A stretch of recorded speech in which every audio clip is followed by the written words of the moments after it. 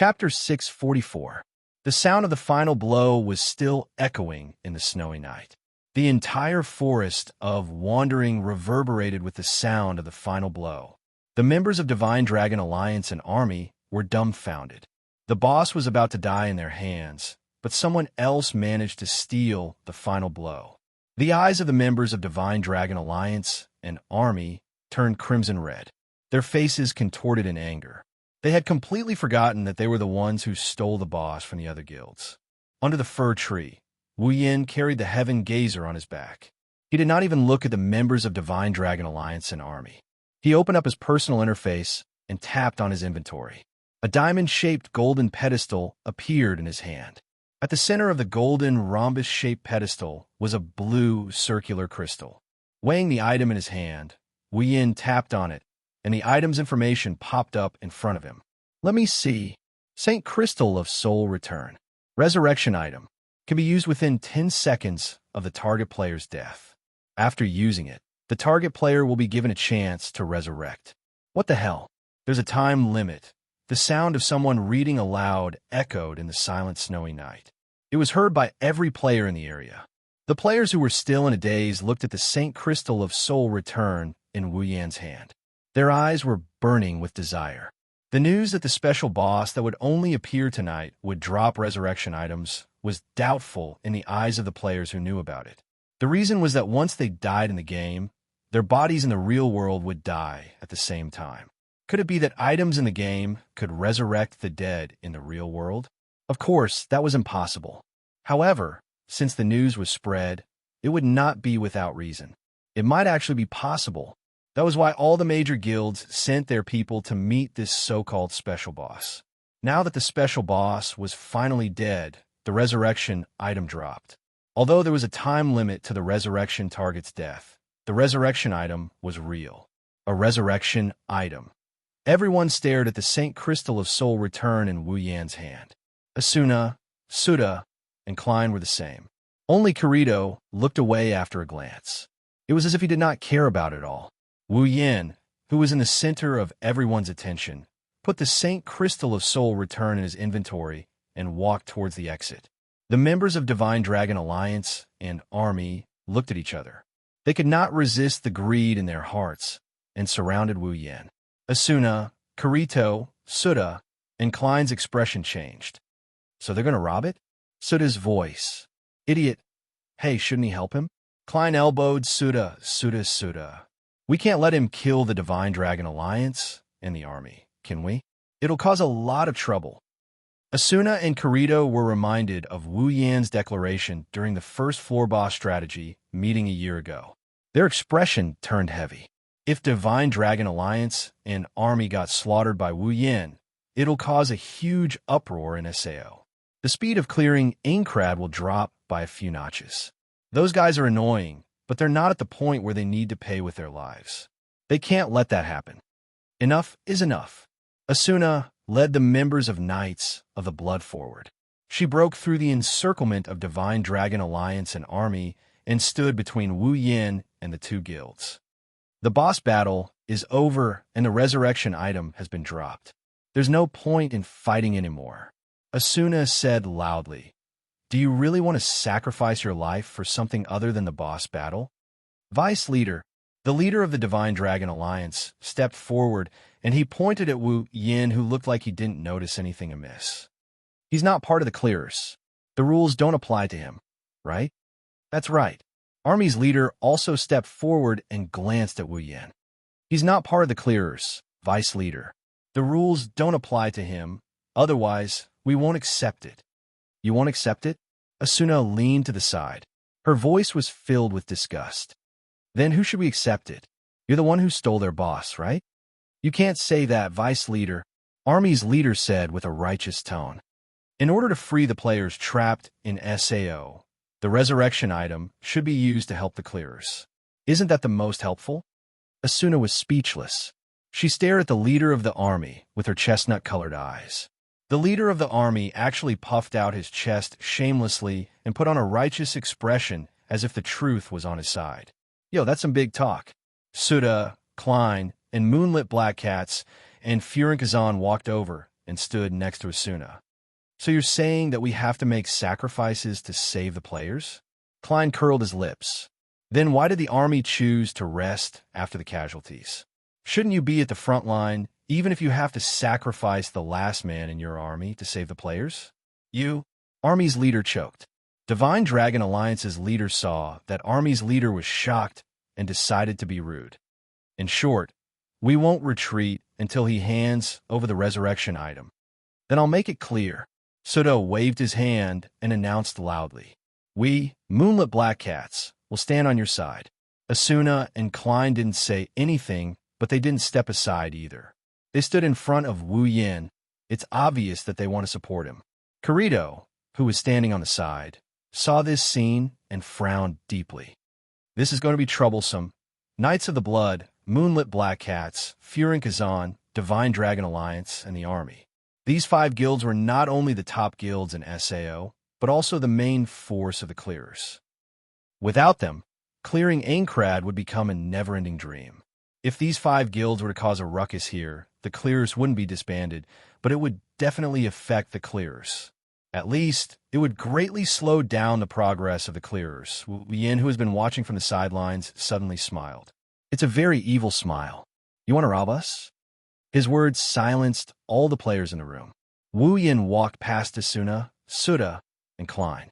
He stopped in front of the Divine Dragon Alliance and the army. He glanced at them, and he said in a lazy tone, "If you want to rob us, you could just say it. You don't have to flatter yourselves." Wu Yin shook his head and smiled. I hate it when people say one thing, but think another. Disgusting. Asuna and the others were slightly shocked, and there was a hint of anxiety in their eyes. Based on the situation just now, there are 3 guilds here and 2 guilds on the other side. In the end, they will part on bad terms, but at the same time, nothing will happen. But with Wu Yan's words, doesn't that mean he's not going to let this matter rest? Wu Yan didn't care at all. He took out the Saint Crystal of Soul Rebirth from his inventory and raised it in front of everyone. His lips curled into a cold smirk. Didn't you want it? Come and take it. Chapter 645. Silence. Everyone's gaze shifted to the Saint Crystal of Soul Return. Everyone, including Knights of the Blood, Moonlit Black Cats, and Furin Kazan, couldn't hide the desire in their eyes, let alone Divine Dragon Alliance and Army. Their faces were filled with greed. However, when they saw the Saint Crystal of Soul Return right in front of them, no one dared to take it, not even the 2 guilds that were making things difficult for them. The Fey swordsman Wu Yan, his name is a miracle in SAO. He managed to keep up with the clearer's progress by himself. His feats have reached a peak in the past year, to the point that anyone who hears about him can't help but be in awe of him. Moreover, he had fully displayed his strength in the previous boss battle. No matter how many people the Divine Dragon Alliance and the army had, they could not rely on their numbers to offset the terrifying battle power of the man before them. Perhaps they could rely on their words and situation to suppress this famous Lone Ranger. They could also rely on some righteous reasons to blatantly demand what they want. However, if they were to actually fight this legendary Fey swordsman in front of them, there was not a single one of them who wouldn't be trembling in fear. The 2 leaders of the Sacred Dragon Alliance and the army stared at the Saint Crystal of Soul Return. They raised and lowered their hands, but they didn't dare to touch the crystal. They didn't know if the super powerhouse in front of them would attack them the moment they raised their hands. They also didn't know if the super powerhouse in front of them would show them any mercy. They were yelling for the Saint Crystal of Soul Return just a moment ago, but now they don't dare to take it. This strange scene made the atmosphere filled with mockery. Asuna, Kirito, Suda, and Klein, on the other hand, were relieved. At least this proved that the Divine Dragon Alliance and the army weren't completely blinded by greed.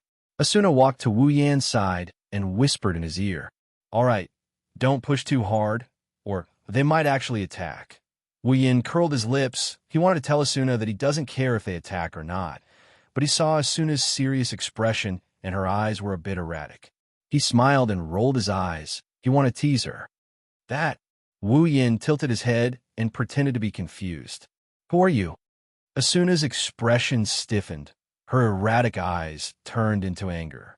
She looked up at Wu Yan, only to see Wu Yan's confused expression. Asuna suddenly remembered that she didn't reveal her true face to him.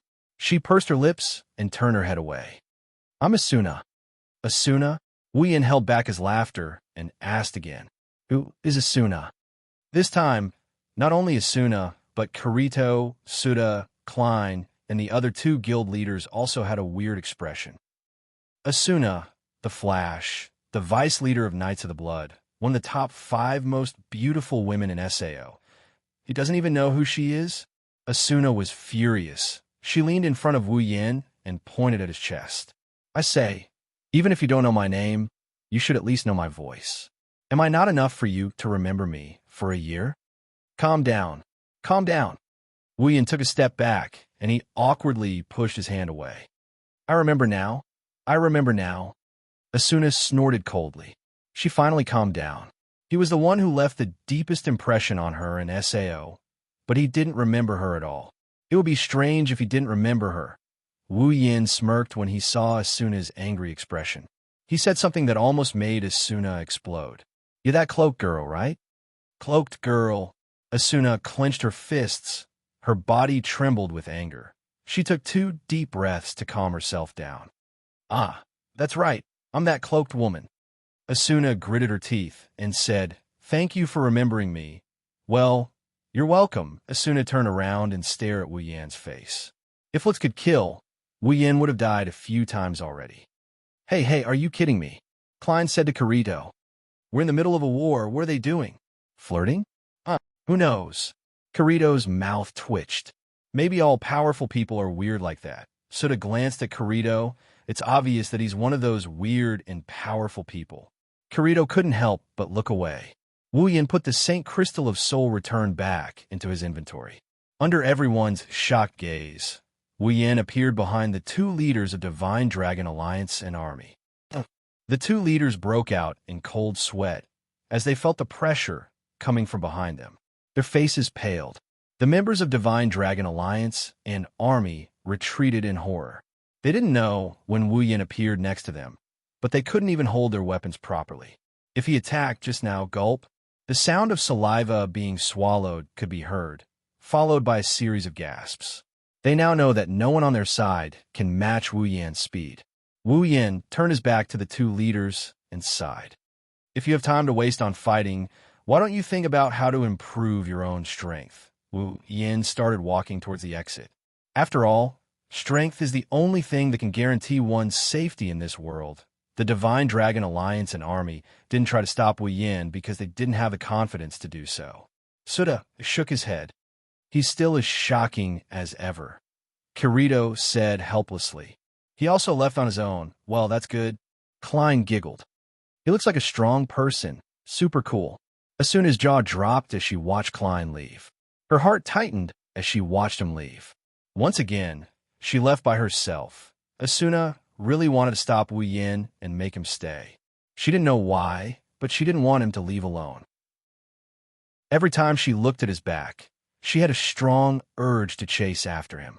Maybe it's because of the regret from before, or maybe it's because of something else, but she didn't want to lose contact with him again. But she couldn't find a reason to stop him. Just like that time, Asuna clenched her teeth tightly and clenched her fists until they turned white. When a box appeared in front of her, Asuna's eyes lit up and she hurriedly chased after it. Wait! Asuna ran in front of Wu Yan and opened her arms as if she was afraid that Wu Yan would run away.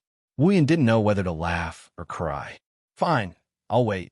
Do you really need to do this? Asuna's face turned red. She coughed and pretended to be serious. Can you come with me for a second? Wu Yan's expression turned into one of excitement. This plot, could it be? Don't get the wrong idea? Asuna's face turned red again. It's our leader who wants to meet you. Commander? Wu Yan flinched and he lifted his head. Heathcliff, is it? Asuna nodded. That's right. Heathcliff just sent her an email and asked her to bring Wu Yan to his place. Heathcliff. Wu Yan's eyes flashed with a strange light. He smiled and looked at Asuna. Lead the way. Chapter 646. Aincrad's 55th floor, Granzum. In the corner of Granzum City, there's a silver-white castle-like building. It's like a king's palace, filled with flags and statues. It's also like a war fortress, full of deterrents. Standing in front of this building, one can't help but feel small and insignificant. Coupled with the fluttering flags, there's a faint murderous aura in the air. On top of the flag, there's a sword-shaped symbol that looks like a cross. The bright red flag and the cross sword made it look very sacred. If someone who doesn't know about this place came here, they might think this is a king's palace or a general's residence. And this place was the headquarters of the Knights of the Blood. After more than a year, the so-called excellent new guild has transformed into the strongest guild in SAO. Knights of the Blood's name is known to all. Only those who were forced into a mental breakdown in SAO would know about this guild. Even the first floor of the town of beginnings, there's no one who doesn't know about this guild. As the strongest guild in SAO, Knights of the Blood doesn't have a lot of members, only a few hundred. It's a little extravagant for them to live in this castle-like building. Not to mention, some of the higher-ups have their own houses. That's why even though it looks majestic from the outside, there aren't many people living in it. Along the way, there's only a few people in the building. Maybe they're out on a mission, or maybe they're just staying outside. In short, the inside of the building is completely different from the outside. It's unusually quiet. A place like this might be nice to look at, but it's not really suitable to live in. After coming to this conclusion, Wu Yin stopped looking at the empty walls and buildings. He followed Asuna and headed towards Heathcliff's residence. Asuna nodded when she saw Wu Yin stopped looking at the surroundings. She hesitated for a moment before she spoke softly. She seemed to understand what Wu Yin was thinking. Thank you." Wu Yin blinked and looked at Asuna in confusion. Asuna said softly, "That cookbook helped me a lot." Wu Yin nodded and waved his hand casually. "Well, it's good that I helped you. You don't have to thank me. Even without me, you should be able to make a good cookbook. With your obsession with food?" "What do you mean?" Asuna looked at Wu Yin with dissatisfaction. "Obsession with food? Am I a glutton?" "Well, who knows?" Wu Yin looked at Asuna with a meaningful smile. Asuna couldn't help but recall the way she ate in front of Wu Yin. Her face was filled with shame and anger. She put her hand on the hilt of her sword. Wu Yin quickly looked away. Asuna snorted and stopped talking to Wu Yin. She led him forward. If you look closely, Asuna's footsteps were a lot faster than before. Wu Yin couldn't help but laugh. She's so childish. After turning a few corners, Asuna led Wu Yin through a long corridor surrounded by iron walls. It didn't take long for them to see a majestic door. Asuna walked ahead of Wu Yin, and she pushed open the door. She didn't report her arrival to Wu Yin. She opened the door, and the scene behind it was revealed to Wu Yin. It looked like a meeting room. It was spacious, but not very decorated. There was only a long desk in the room. Behind the desk, Heathcliff was sitting in a red knight's robe. He looked at Wu Yin as he walked in. The Knights of the Blood flag was hanging on the wall behind him. Wu Yin walked forward and stopped about 5 meters away from Heathcliff. He looked at Heathcliff, and Heathcliff looked back at him. Heathcliff looked at Wu Yin, and the two looked at each other. Without the difference in environment, this scene is exactly the same as 1 year ago when they met on the second floor of the hotel. However, compared to a year ago, their identities were completely different. A year ago, Wu Yin was a new player and Heathcliff was the leader of a new guild. 1 year later, one of them had become the strongest player in the game, while the other had also become the leader of the strongest guild. The two of them didn't say anything when they met again after a year. They just stared at each other quietly, causing the entire room to be deathly silent. The atmosphere was extremely surging. Asuna held her breath and kept her mouth shut. Her chestnut-colored eyes wandered back and forth between the two figures. Her heartbeat quickened. After what seemed like an eternity, Heathcliff's laughter broke the heavy atmosphere. "Long time no see, Sir Wu Yin," Heathcliff said with an inexplicable emotion. "It's been a year since then." Wu Yin nodded and looked at Heathcliff with a piercing gaze. It was as if he wanted to see through Heathcliff's mind. "You've changed a lot in a year." "Oh, is that so?" Heathcliff smiled. "More or less. After all, things are different now. I'm a person of status now. I can't just do whatever I want." "How is it?" "Wu Yin Cohen," Heathcliff said to Wu Yin. "As you said, I brought my guild to the top of SAO. Knights of the Blood is now the strongest guild in the world. What do you think? What do you think? What do you think? Wu Yin looked around the spacious room and said slowly, "The loss outweighs the gain." Asuna was stunned by Wu Yan's words. She looked at Wu Yin in surprise, but she didn't refute him. Instead, she agreed with him. Heathcliff's eyes narrowed and said with a solemn face, "Why would the loss outweigh the gain?" Wu Yin twitched the corner of his mouth and looked at Heathcliff with a half-smile. "Sometimes, strength comes at a price. Commander Heathcliff, what do you think the price Knights of the Blood has to pay?" Heathcliff went silent, but his eyes never left Wu Yin. After a while, he shook his head and said, "As I said, things are different now. Without some rules, the guild will fall apart sooner or later. So, some restrictions are necessary," Heathcliff said bluntly. "At least, Knights of the Blood is the strongest guild in the world right now. That's undeniable." Wu Yin didn't say anything else and just nodded nonchalantly. "Your guild doesn't matter to me anyway." "How can it not matter?" Wu Yin coined. Heathcliff raised his head. "If you join the Knights of the Blood, you'll have to remember all of this, right?" Asuna was shocked when she heard Heathcliff's words. She quickly looked at Wu Yin. Wu Yin sighed and said to Heathcliff, "Do you think I'll join your guild?" "Of course not," Heathcliff said without hesitation. It was as if he didn't really want to invite Wu Yin to join Knights of the Blood. "To be honest, you used to terrify me," Heathcliff said with a serious look in his eyes. "Commander," Asuna couldn't help but call out to him. "Scared?" Wu Yin narrowed his eyes and looked at Heathcliff. "Yes, scared." Heathcliff took a deep breath and said seriously, "Before you appeared, I didn't think anyone in this world could do this, but you did. So, I'm scared." Chapter 647. Heathcliff's words silenced the crowd once again. Looking at Wu Yin standing in front of him, Heathcliff's eyes flashed with a strange look. His expression became serious. Heathcliff was the only one who knew what he was doing.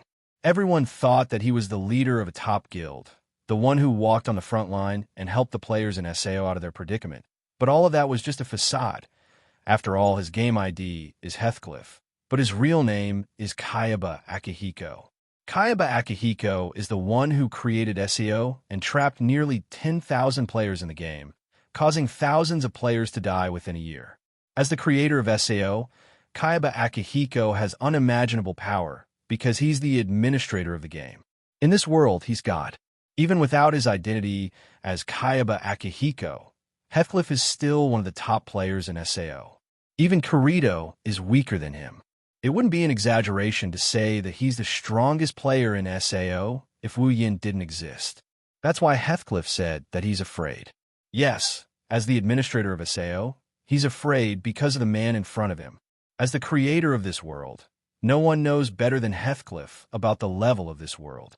It's also because of this that Heathcliff can't believe that there's a player who can do what Wu Yin did. It's not that Heathcliff didn't think that Wu Yin made use of his USB stick that he forgot to fix, but the truth is, every time he heard that Wu Yin cleared a level by himself, he would check the system again and again, and the result was that nothing was wrong. For this reason, Heathcliff even used his administrator privileges to record the battle between Wu Yin and the boss and studied it repeatedly. In the end, Heathcliff only came to one conclusion. Wu Yin's strength is all due to his own combat experience and skills. Equipment, weapons, items, and so on, they're all just support for him. In other words, his strength is all due to himself. It has nothing to do with his USB stick. After coming to this conclusion, Heathcliff was terrified because he didn't know what kind of life Wu Yin went through in the real world to have such terrifying combat ability. Wu Yin's strength is beyond the scope of a player. Ever since he entered SAO, this is the first time Heathcliff thought that he might lose to a player. Fortunately, there was only one such person.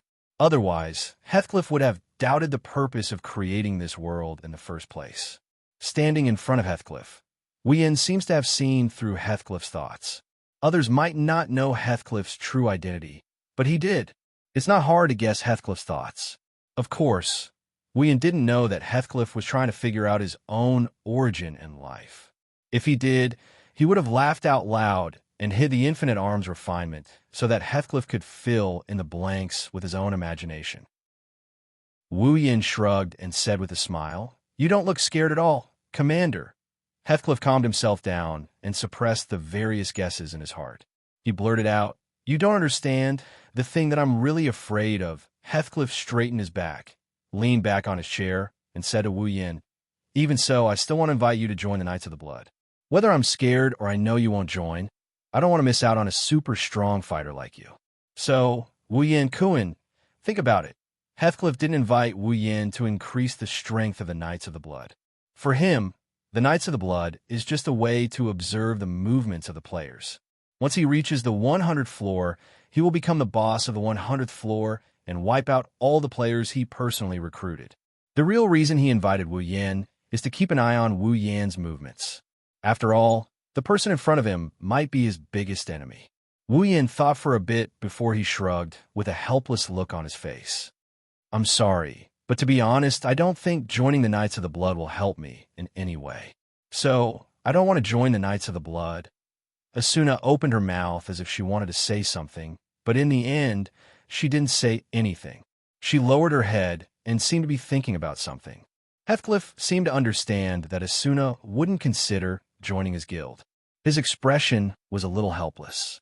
However, Wu Yan's words were straightforward and realistic. The Knights of the Blood won't be able to bring any benefits to Wu Yan. He doesn't need power. He doesn't lack money. He can get his own equipment and weapons, and he's not weaker than anyone else. Is he weaker than any other guild? Heathcliff closed his eyes. He crossed his fingers and rested them under his chin. It was obvious that he was thinking about something. "How about this?" Heathcliff opened his eyes, and he glared at Wu Yin with a provocative look he never had before. "Let's duel. If I win, you'll join the Knights of the Blood." "What?" Asuna was shocked and stepped forward. "Leader." Heathcliff raised his hand and interrupted Asuna. He stared at Wu Yan's back, and he started laughing. "What do you think?" Wu Yin narrowed his eyes and stared at Heathcliff. Looking at the founder of SAO, Wu Yin closed his eyes and opened them again. "What if I win?" "One condition." Heathcliff stood up and said with his hands behind his back, "Until SAO is fully cleared, the Knights of the Blood will do everything they can to help you fulfill one of your conditions." "That's a real deal." Wu Yin raised his head and laughed. "Fine, I agree." "Leader." Wu Yin Kuan. Asuna didn't know what to do. She just stood there and looked around nervously. Heathcliff nodded. A duel is a good plan. Only by facing Wu Yin in person can he figure out what's going on. If he wins, he can also achieve his goal. Why not? As for Wu Yan's combat power, Heathcliff didn't care about it all. It would be ridiculous if he couldn't even defeat a player with the administrator's permission. Heathcliff was only afraid of Wu Yan's experience in the real world. There's nothing he's afraid of in this game world. What Heathcliff didn't know was that Wu Yin already knew his identity.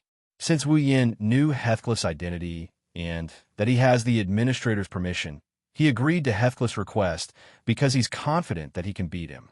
Of course, in the game world, Wu Yin can't say he can win against the GM. However, he has a way to force Heathcliff to a draw or even force Heathcliff to surrender. Wu Yin didn't care about Heathcliff's condition at all. He just wants to see how far the creator of SAO can go against him with the administrator's permission. At the same time, he also wants to know more about Heathcliff. With his perfect memory ability, he can figure out Heathcliff's fighting style after fighting him. When he reaches the 100th floor, he'll have a better chance of beating Heathcliff. Players are not monsters. Aside from learning new skills, there's no way to change the way they fight. Unless they completely change themselves, this is also an opportunity for him. Chapter 648. Aincrad's 55th floor, Granzam, Knights of the Blood's HQ. At the entrance, two figures walked out of the castle. However, their expressions and actions were completely different. One of them had a face full of anger and walked aggressively. That look was enough to scare away some timid people. The other one had a face full of helplessness as he followed behind the former and passed through the castle one after another. Wu Yin sighed helplessly. Asuna didn't even look at him as she continued walking. Her footsteps were so heavy that the sound of her footsteps could be heard as she stomped on the ground. Wu Yin sighed helplessly. I say, what are you angry about? Asuna stopped and turned around to look at Wu Yin. Her face was filled with anger. Her footsteps became heavier as she approached Wu Yin. Wu Yin was startled and quickly retreated. However, Asuna didn't give up and forced Wu Yin to take a few steps back. Idiot! Idiot! Idiot! Asuna's voice was filled with anger as she approached Wu Yin. Do you know who our leader is? Do you think he only has the ability to lead? To be able to become the leader of the strongest guild, Knights of the Blood Oath? Do you think that without any fighting ability, he would be able to sit there forever? Well, Wu Yin raised his hands and made a surrender gesture. Isn't that great? The stronger the opponent, the more interesting it is, right? Huh? Are you an idiot? Asuna gritted her teeth and said angrily. Leader's strength isn't normal. Not only does he have the unique skill Sacred Sword, but he also has both offense and defense. There are no flaws, and his HP has never dropped below the yellow color. His strength has completely exceeded the game's balance. He's not even in the same dimension. I've heard a lot about Heathcliff's unique skill, Sacred Sword. Wu Yin pressed Asuna's shoulder and pushed her back a little. His strength is not something normal players can compare to. He can even solo some of the stronger bosses, but do you think my strength is the same as other players? Asuna was stunned. She suddenly remembered that the person in front of her is the strongest player in SAO. He's the Fey swordsman who cleared nearly 20 floors of Aincrad all by himself. Asuna's expression became a lot better, but she was still worried about her leader's duel with Wu Yin. She didn't know what was going to happen.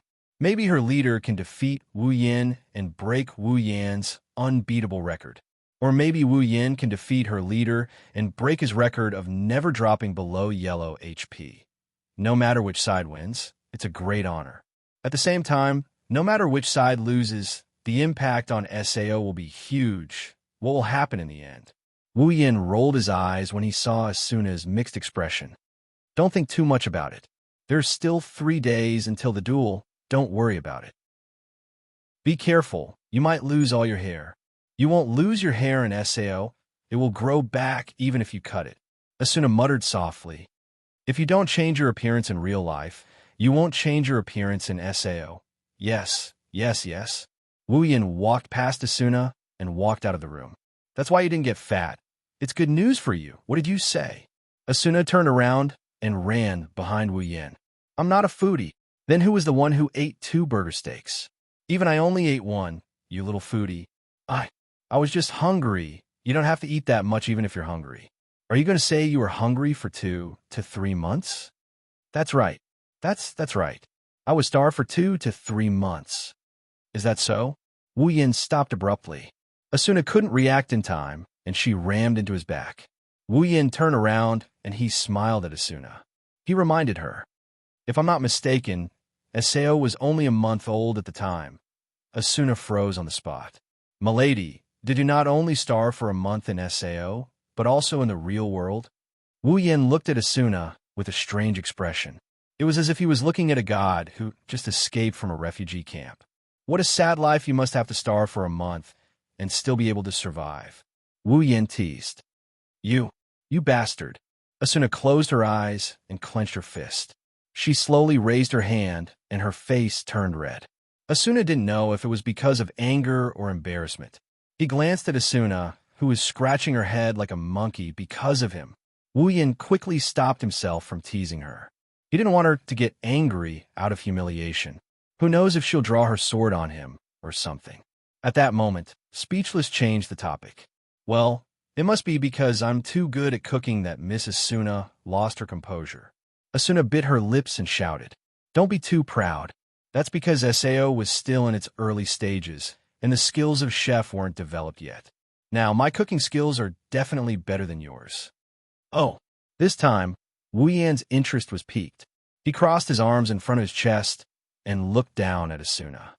My cooking skills were already good a year ago. Now, my proficiency is almost maxed out. I've almost learned all the skills. How can you be so confident? What's so great about you? What's so great about that? Asuna raised her head proudly. My cooking proficiency is almost maxed out too. Wu Yin flinched and he was surprised. That fast? Of course. Asuna showed a beautiful smile. She straightened her back and put her head in front of Wu Yin. That's why I won't be worse than you. That might not be the case. Wu Yin poked at her with his finger as if he was teaching her a lesson. The proficiency of the cooking skill is only related to the ingredients that can be processed. Real cooking still requires one's own understanding and a matching of ingredients. The choice of sauces, seasonings, and other ingredients is also very important. Your cooking skill proficiency can catch up to mine, but it doesn't mean that your cooking skill can catch up to mine. Huh? Are you saying my cooking is bad? Asuna's temper flared. Of course your cooking is good. Wu Yin grinned and continued in an infuriating tone. With my recipes, you can become a master even if you're a noob. Wait, I can't pretend I didn't hear that. Asuna said loudly. Your recipe is just an introduction for me. Most of the dishes I make are my own. They're not in your recipe. Introductory? Wu Yan's face twitched. The cookbook was made within a month of SAO's launch. Back then, his cooking skills in the game weren't that high, so the level of his cooking skills wasn't that high. Compared to his cooking skills in the real world, the difference is like heaven and earth. Nevertheless, it's still better than the average chef's cooking skills. But Asuna said it's as good as a beginner's guide. That's intolerable. Since you're going to put it that way. Wu Yin inhaled deeply, and he continued. Asuna looked at him with a shocked expression. Let's duel. No. No way. Asuna couldn't help but take 2 steps back. Her face showed a little panic. It's just cooking, that's right. It's cooking. Wu Yin clenched his fist. Let's duel with cooking. Cooking duel? Asuna froze for a second. Then her interest was piqued. She put her hands on her waist. You'll regret this. You'll kneel under my table. Thus, a different kind of duel unfolded just like that. If you like this work, you're welcome to vote for it. Your support is my biggest motivation. Mobile users, please go here. Wonderful brush pavilion. No pop-up window. Quick update, remember. Chapter 649. Aincrad, 22nd floor. In the southwest region, there was a forest, a very beautiful forest. The trees are arranged in rows with a small path as the center. The trees are arranged neatly in all directions. Even though it's a forest, there's a sense of rhythm to it. It's as if someone is treating this place like a chess game, and the trees are the chess pieces. They're arranged in a beautiful pattern. It's like the crystallization of art. It's breathtaking. In addition to the forest, there were also hills, lakes, and villages. They complemented each other and complemented each other, forming a very beautiful picture. If someone who knew how to appreciate it came here, then he would realize that this place could no longer be called an area, but a piece of art, a paradise, an ideal that could never be reproduced in the real world. With the forest, hills, and lakes as companions, the people who live here will feel peace and happiness from the bottom of their heart. One has to admit that this kind of scenery can only be found in a game world like SAO. In the original work, Kirito also fell in love with this place during the later stages of SAO. He brought his loved one here for a vacation. From this, one could tell how beautiful this place was. Now, this place is Wu Yan's residence. Wu Yan is a lone wolf. He's always been that way. Other than going out on missions with a few acquaintances from the Moonlit Black Cats, Wu Yan has always been alone. He's never even formed a team. After he became famous, he became even more popular. Famous people were annoyed by noise the most. The same goes for Wu Yan. If he were to live in a town, then with his fame, even if he were to go out at night, he would still be found out sooner or later. If that's the case, then trouble would follow. So, this tranquil and beautiful place became Wu Yan's best choice for a place to stay. After clearing the 21st floor, Wu Yan continued. Wu Yan spent a lot of effort to find this place. He spent a lot of money to get this place to stay with him for a year. Although he's been living alone in this place for a year, Wu Yan didn't feel bored or lonely because of the beautiful environment. Instead, he fell in love with this quiet, peaceful, and beautiful place. Wu Yan made up his mind that this place will be his residence until the end of his time in SAO. There won't be any changes. Today, he finally has his first guest in this place. Wu Yan is already familiar with the surroundings, so he didn't feel anything special. However, Asuna, who came here for the first time, couldn't hide her excitement. She looked around at the beautiful surroundings, and she lost herself in the beauty of the place. Wu Yin glanced at Asuna, who couldn't take her eyes off the surroundings. He smiled. When he first came here, he wasn't any better than Asuna. After all, this place is too beautiful. Wu Yin has been to many worlds, but none of them can compare to this place. Maybe Fantasy Village can compare to this place, but Wu Yin hasn't been there yet.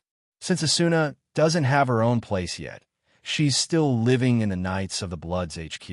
Therefore, the cooking duel between the two was held in Wu Yan's house. Originally, Wu Yin didn't want to bring Asuna here.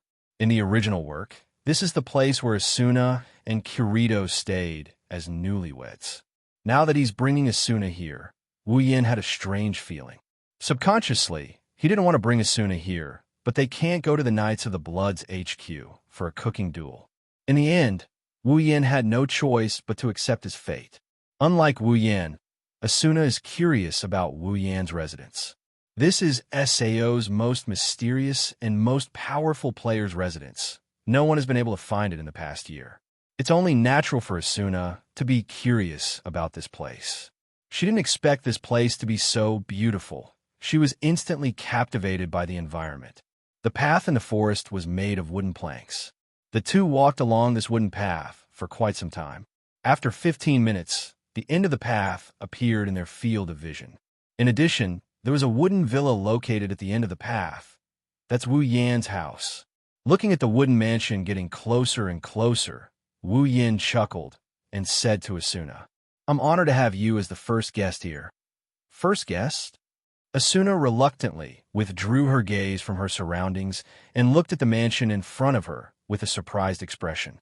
"You've never brought anyone here before?" I've never," Wu Yin said. "This is the only place where I feel safe. If the news that I live here spreads out, this place will never be peaceful. I don't want to disturb this peaceful place." Asuna nodded in agreement. If she was in Asuna's shoes, she would have the same idea. She wouldn't want to disturb the peace and tranquility of this place.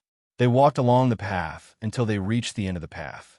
After passing through a small staircase in front of the mansion, the two arrived at the entrance. Wu Yin walked to the entrance before Asuna. He pushed the door open and gestured for Asuna to enter. "Welcome to my house. I am sorry to disturb you." Asuna was a little nervous. It seems like this is the first time she entered someone's house. She looked around for a while before entering. The living room of the mansion isn't very big. It's only a little bigger than a normal family's living room. However, it has everything you need. There's a sofa, a table, a potted plant, and some small furniture. It's very homey. In the innermost corner of the mansion, there's a complete kitchen. It's obvious that the owner put a lot of effort into this place. There were several windows that were about the height of a person. Warm sunlight shone into the hall from outside the windows. A gentle breeze blew the curtains. Although the layout was simple, it was unexpectedly warm.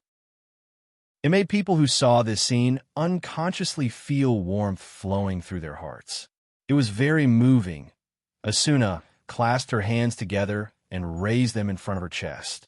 She's enchanted by this place. There's no doubt that she's obsessed with this place. She looked around the living room and stopped at the window. Even from here, Asuna can see the beautiful lake, the rolling mountains, and the blue sky. In the distance, the labyrinth leading to the next floor looked like a giant pillar reaching into the sky. Together with the lake, the mountains, and the blue sky, Asuna felt for the first time that the tower was just as beautiful as the one she was looking at. "It's so beautiful, so beautiful," Asuna couldn't help but exclaim. When she regained her senses, she was already standing by the window, admiring the heavenly scenery. She felt like she wouldn't be able to leave if she stayed here any longer. "What do you think?" "Not bad." Wu Yin changed into a collared short-sleeved shirt and a pair of casual pants. He sat on the sofa and smiled at Asuna. He's very pleased with her current expression. In the beginning, Wu Yin put in a lot of effort to decorate this place. Not only did he spend a lot of money, he also gave up 3 days of leveling time. Even though he never brought anyone here before, Wu Yin felt refreshed when he saw someone who knew how to appreciate this place. For the first time, Asuna didn't disagree with Wu Yin. She nodded her head repeatedly. She didn't seem to have any awareness that a war was about to begin. She also didn't have any intention of fighting against her enemy. She was so immersed in this environment that Wu Yin couldn't help but laugh. Sure enough, girls are emotional creatures. A beautiful environment can conquer their hearts. Chapter 650. Asuna averted her gaze from the beautiful scenery outside the window and looked at Wu Yin, who was sitting on the sofa in casual clothes. She pursed her lips and sat across from him. She stared at Wu Yin with her chestnut-colored eyes. Wu Yin raised his cup uncomfortably under Asuna's scrutinizing gaze. He took a sip of his homemade black tea and looked around. Asuna couldn't help but chuckle. Asuna stretched her body and leaned back on the sofa as if a heavy burden had been lifted off her shoulders. "Oh, so you're not a loner after all? Loner?" Wu Yin paused his hand and looked at Asuna with a strange expression. "I'm curious how you came to that conclusion." Asuna rolled her eyes and scolded. "The first time we met, you didn't even exchange a few words before walking away. After the boss cleared the first floor, you left the cookbook and everyone else behind and walked away on your own as well. For the past year, you've been traveling alone. Don't you think you're a loner?" "Huh?" Wu Yin choked and retorted. "That's not a loner, right?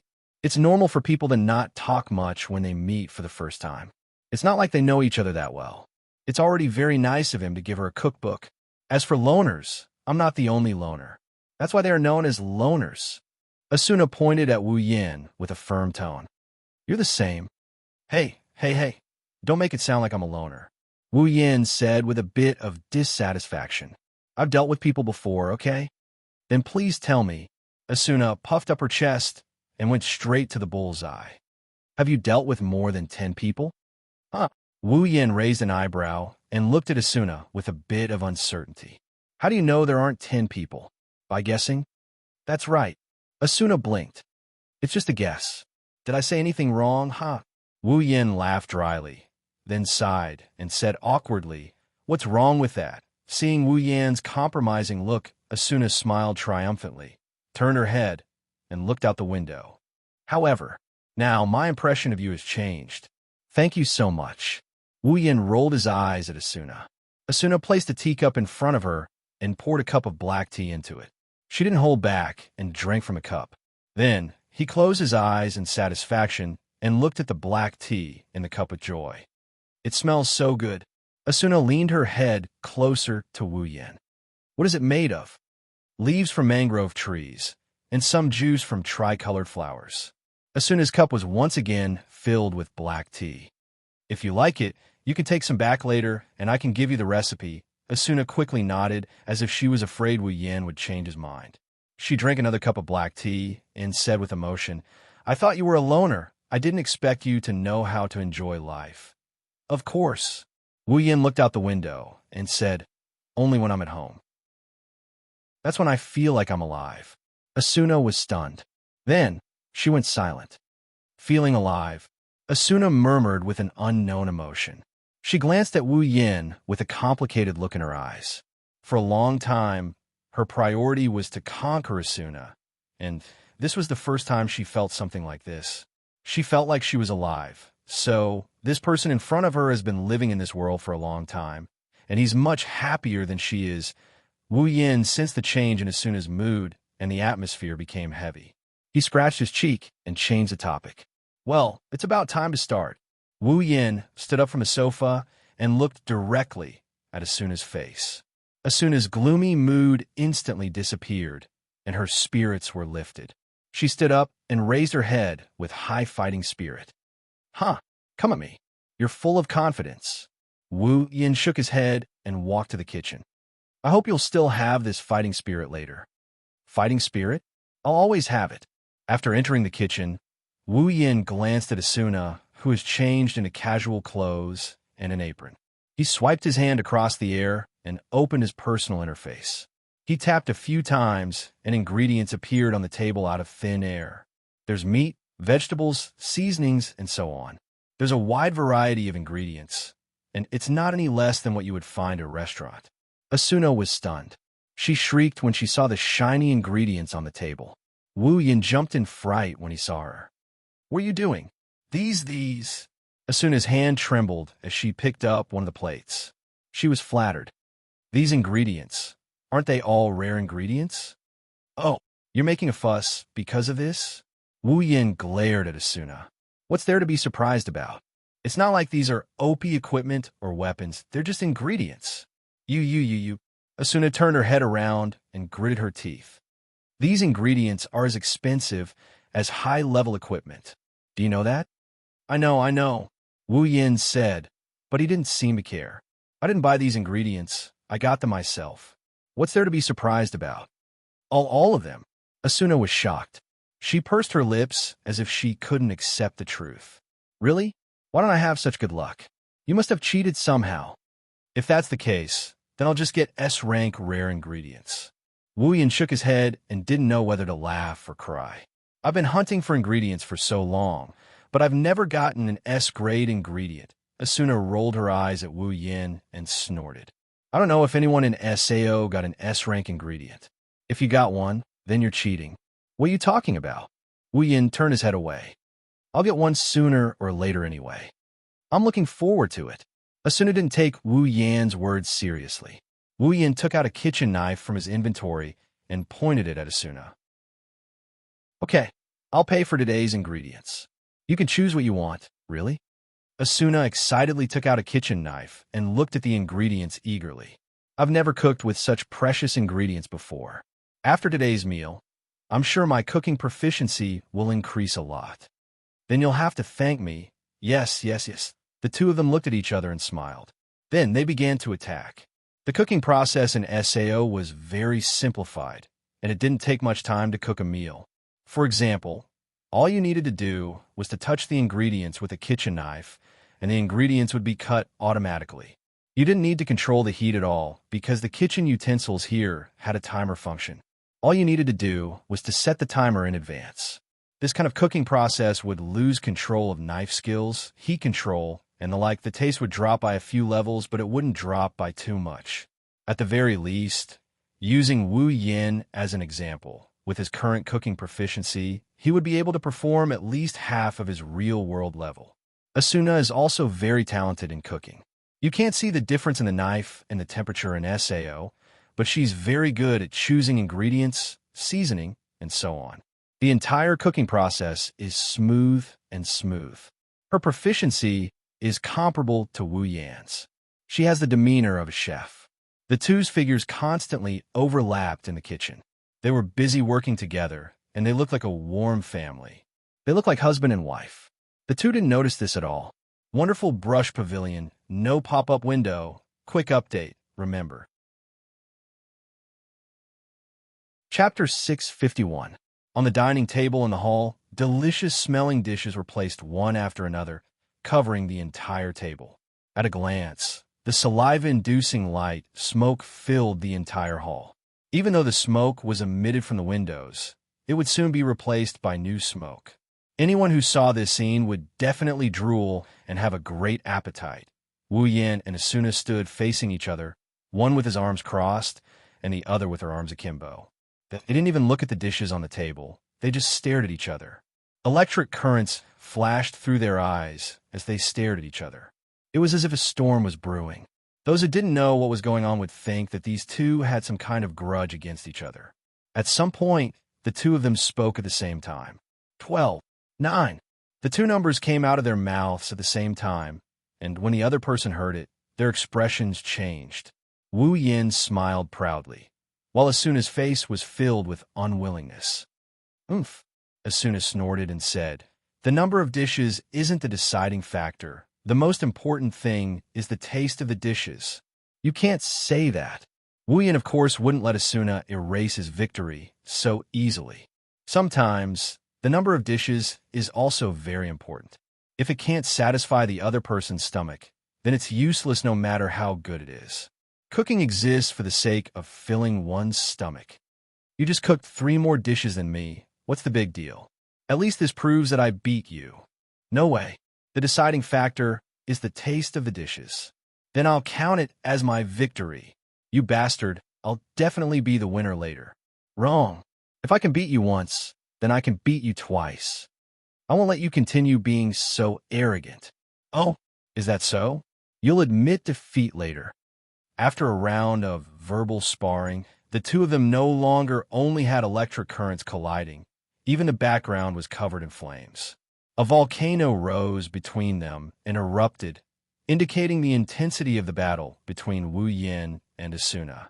In that case, Asuna placed her 9 dishes in front of Wu Yin. His gaze was fixed on Wu Yin. Let me say this first. You must give a fair evaluation. If you have personal feelings, I will be angry. Wu Yin rolled his eyes. Do I look like such an unreasonable person? Caesar. Who knew? He threw out a sentence that was neither painful nor itchy. Asuna handed the cutlery to Wu Yin. Wu Yin took it and sat down, looking at the fragrant 9 dishes in front of him. At least from the looks of it, Asuna's cooking was very attractive. Using his knife and fork, Wu Yin picked up a piece of meat that was dripping with a tempting sauce. He glanced at it and put it into his mouth. Then, he closed his eyes and began to chew seriously. On the other side, Asuna's expression showed a hint of nervousness, which surprised her. What was she nervous about? Could it be that she was worried about his opinion? No, that's impossible. I'm just nervous about the result. Yes, that's right. Wu Yin didn't know about Asuna's inner turmoil. He swallowed the food in his mouth and opened his eyes. He looked at the dish with a surprised expression. How is it? Asuna stuttered and held her breath. She didn't know if she was anxious or nervous. It's surprisingly delicious. Oh, really? Asuna's face lit up with a smile. She sighed in relief. This inexplicable feeling scared her. She cursed in her heart for a moment before she calmed down. Wu Yin tasted Asuna's dish again. He praised while eating. This tastes good. The sauce is also very good. What is it made of? Me. Asuna giggled and said in a mischievous manner. I made it myself, and it's the only place you can eat it. No one else has ever eaten it except for you. So what do you think? Aren't you honored? How is it? Yes. Wu Yin brushed her off in an annoyed manner before he started tasting the other dishes. Well, it's really good. Of course, the ingredients are also good. It's a rare ingredient after all. There's a certain level of foundation to it.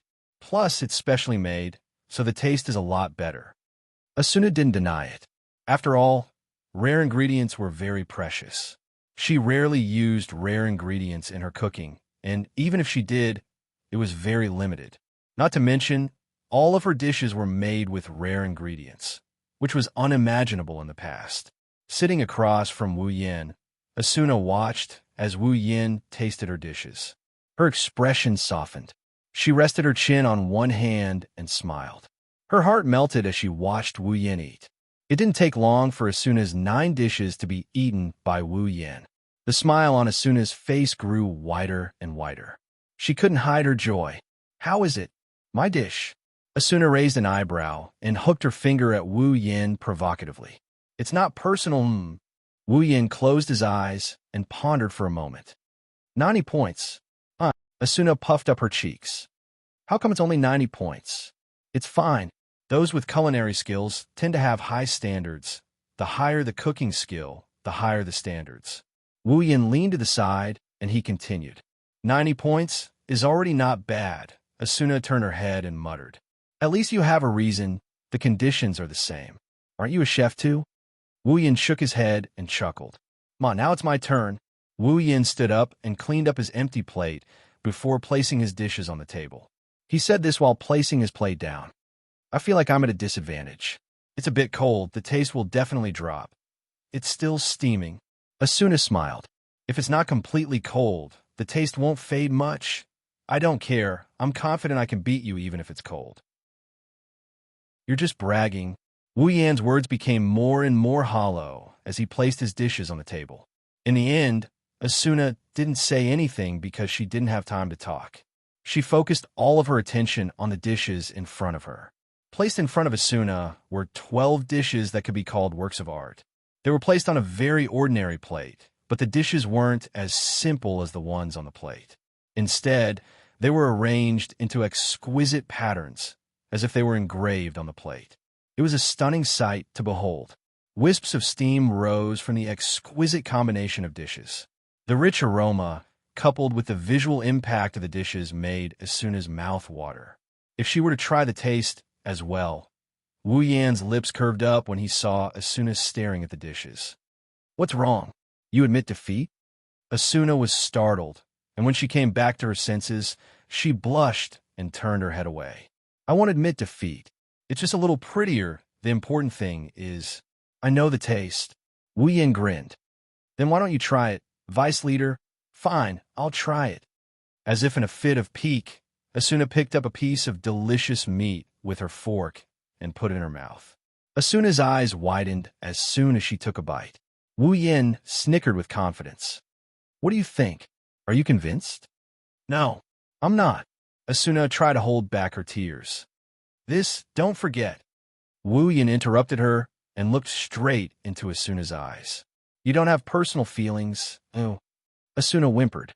She looked at Wu Yan with teary eyes. She swallowed another piece of meat, and she whimpered unwillingly. 100 points, the winner was decided. Wonderful brush pavilion, no pop-up window. Quick update, remember. Chapter 652.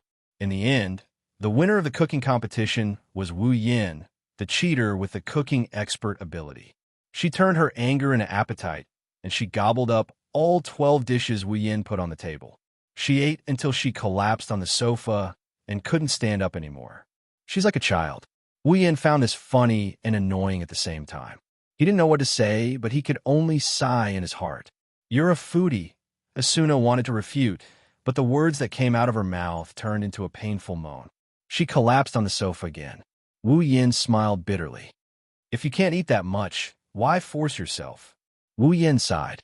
"You won't die from overeating in SAO, but you can't hide the feeling of overeating. Aren't you afraid that you'll feel uncomfortable?" "I just can't accept it." Asuna raised her hand and snorted. "I can't believe I lost to a man in a cooking competition." "Oh, surprisingly, you're a housewife." Wu Yan smiled. "Looks like you're a married woman." Asuna glared at Wu Yan and sat up. Wu Yan helplessly shook his head when he saw how tired she looked. He poured a cup of black tea and pushed it in front of Asuna. "Have some black tea. It should help with digestion." Asuna frowned. Her stomach was so full that she didn't want to stuff any more food into her stomach. However, she still raised the cup in front of her and took a sip. At this time, the sky outside the window gradually dimmed, and night began to fall. From afar, the blue sky slowly faded away and was replaced by dusk. Looking out the window, the shadows of the trees in the forest are elongating. The lake's surface is changing color. Little dots of light reflected off the surface of the lake, moving up and down with the ripples of the water. Some dots of light flickered from time to time. The lake looked like it's late in the evening. It made people's thoughts wander. Wu Yan and Asuna sat opposite each other on the sofa. Both of them didn't speak. They turned their heads to the window and watched the scenery outside slowly change. They were immersed in the scenery, enjoying this rare moment of tranquility. Neither of them broke the silence. The evening sun shone on their faces, illuminating their expressions. Gradually, the black tea is getting less and less. The dusk is fading away. Not long after, the curtain of night finally fell completely. The forest is quiet at night. The lake is still rippling, but the fluorescent light on the surface of the lake is enough to calm one's mind. Alcrad's night is also filled with stars. It's like the Milky Way. It's a beautiful scene. Unfortunately, there's no moon. Asuna's eyes flickered as she looked up at the night sky.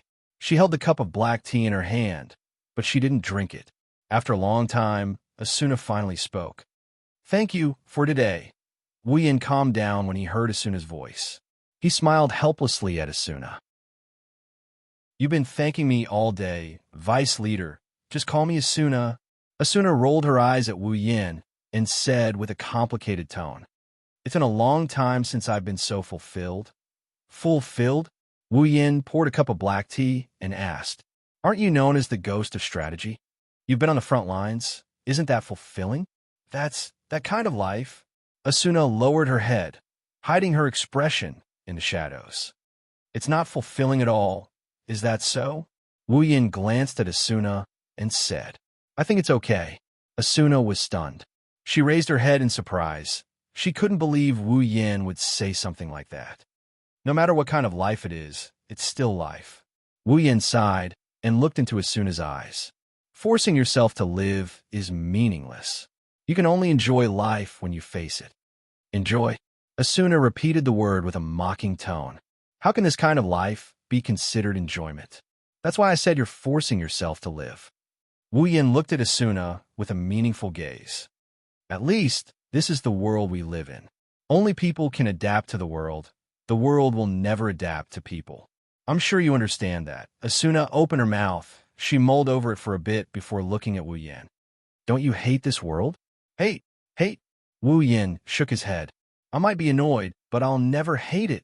After all, even though this is an imaginary world, its beauty still exists. Wu Yin looked out of the window and said to Asuna, Asuna, can you really hate this kind of scenery? Asuna was silent. She held the cup in her hand tightly. Wu Yin smiled warmly and said, You haven't found your beauty yet. When you find your beauty, you'll realize that even though this world is cruel, you won't want to lose your life here. My beauty? Asuna couldn't help but ask. Can I find my beauty too? I think you'll have it sooner or later. Her voice sounded a little misty. Wu Yin shook his head and smiled. Actually, a girl's beauty is much easier to find than a boy's. For example, love. Asuna raised her head. The sadness on her face disappeared. She stared at Wu Yin with her eyes wide open. She raised her voice and blushed. She turned her head away shyly. Don't do that. Asuna pushed her hand away uncomfortably. Don't do that. Wu Yin tilted his head, and he looked at Asuna with a confused look. What do you mean, don't do that? Don't do that. Don't you think it's too early to talk about love? Asuna sneaked a glance at Wu Yin. Strictly speaking, it's only been a day since we started talking, huh? Wu Yin didn't understand what she was trying to say. However, when he saw Asuna's dodgy eyes, he recalled what Asuna and himself said. Wu Yin's face turned red, and he started blushing. Ha ha! Ha ha ha! The sudden laughter startled Asuna. When she saw how Wu Yin is clutching his stomach while laughing, Asuna's anger flared up for some reason. What are you laughing at? Nothing. Ha ha ha! Wu Yin laughed until tears came out of his eyes. He waved his hand at Asuna with difficulty. Although he tried to control his laughter, it still reached Asuna's ears. Asuna was furious. She gritted her teeth when she saw Wu Yin laughing. She felt like she was a clown trying to please Wu Yin. She couldn't take it anymore. I. Asuna's voice trembled. She stood up and threw herself at Wu Yin. I'm going to bite you to death. Wu Yin was shocked when he saw Asuna throwing herself at him. He quickly stood up and wanted to do something, but Asuna already threw herself in front of him. She pinned him down on the sofa, grabbed his hand, and bit it. Ouch! What are you doing? Wu Yin screamed when he felt the pain on his arm. He started to shake his arm in panic. Are you a dog? Let go of me. Unfortunately, no matter how hard Wu Yin tried to shake his arm, Asuna didn't let go. Instead, she bit harder. Wu Yin's face twisted in pain. Let go of me, Asuna, Wu Yin cried. Sao doesn't block this type of attack. It hurts. Let go of me. Asuna raised her head and looked at Wu Yin. Her chestnut-colored eyes flashed with a hint of cunning. Then, she bit him again. With a scream, Wu Yin's HP started to drop. To be continued. If you like this novel, you're welcome to vote for it. Your support is my biggest motivation. Mobile users, please go here. Wondrous Brush Pavilion, no pop-up window, quick update. Chapter 653. Aincrad's 55th floor, Granzum. Granzum is a bit different today compared to the usual. As a large city, Granzum was usually bustling with activity. Not only did the NPCs act in a fixed pattern every day, but the players were also active in various areas of the city, setting up stalls, completing quests, replenishing resources, and purchasing items. The bustling scene was on full display. But today, The bustling Granzam was even noisier than before.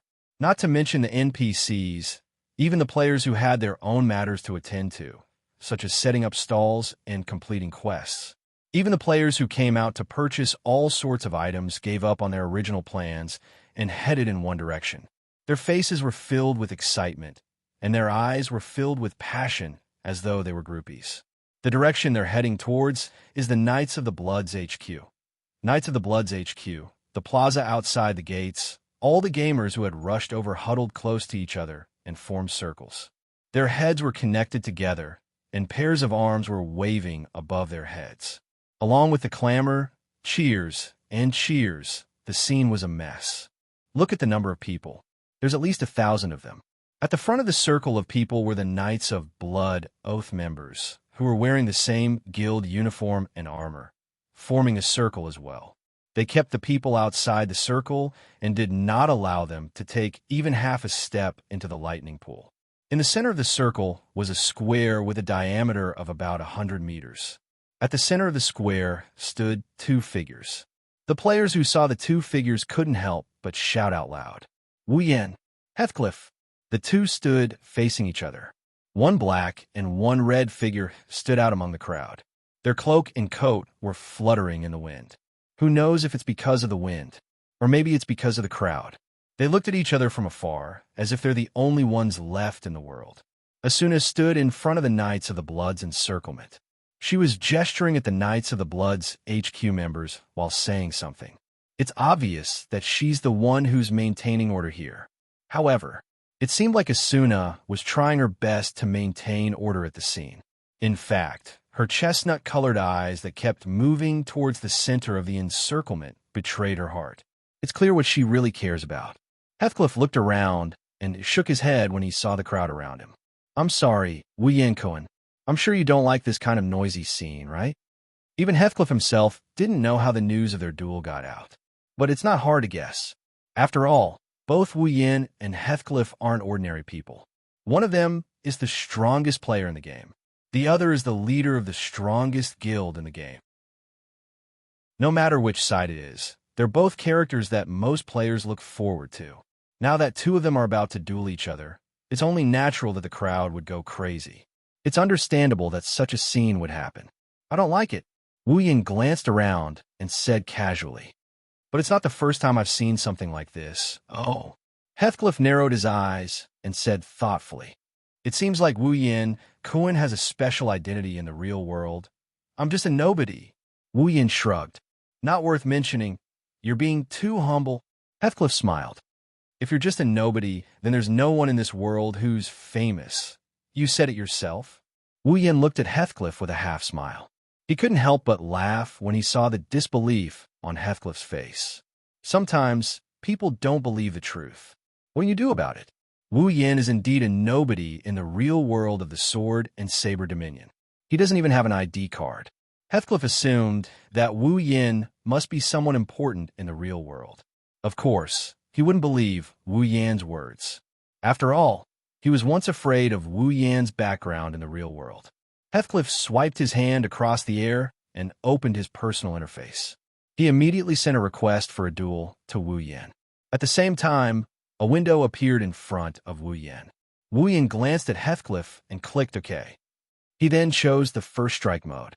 Under the first strike victory mode, as long as one party's HP bar dropped to yellow, it would be considered a loss.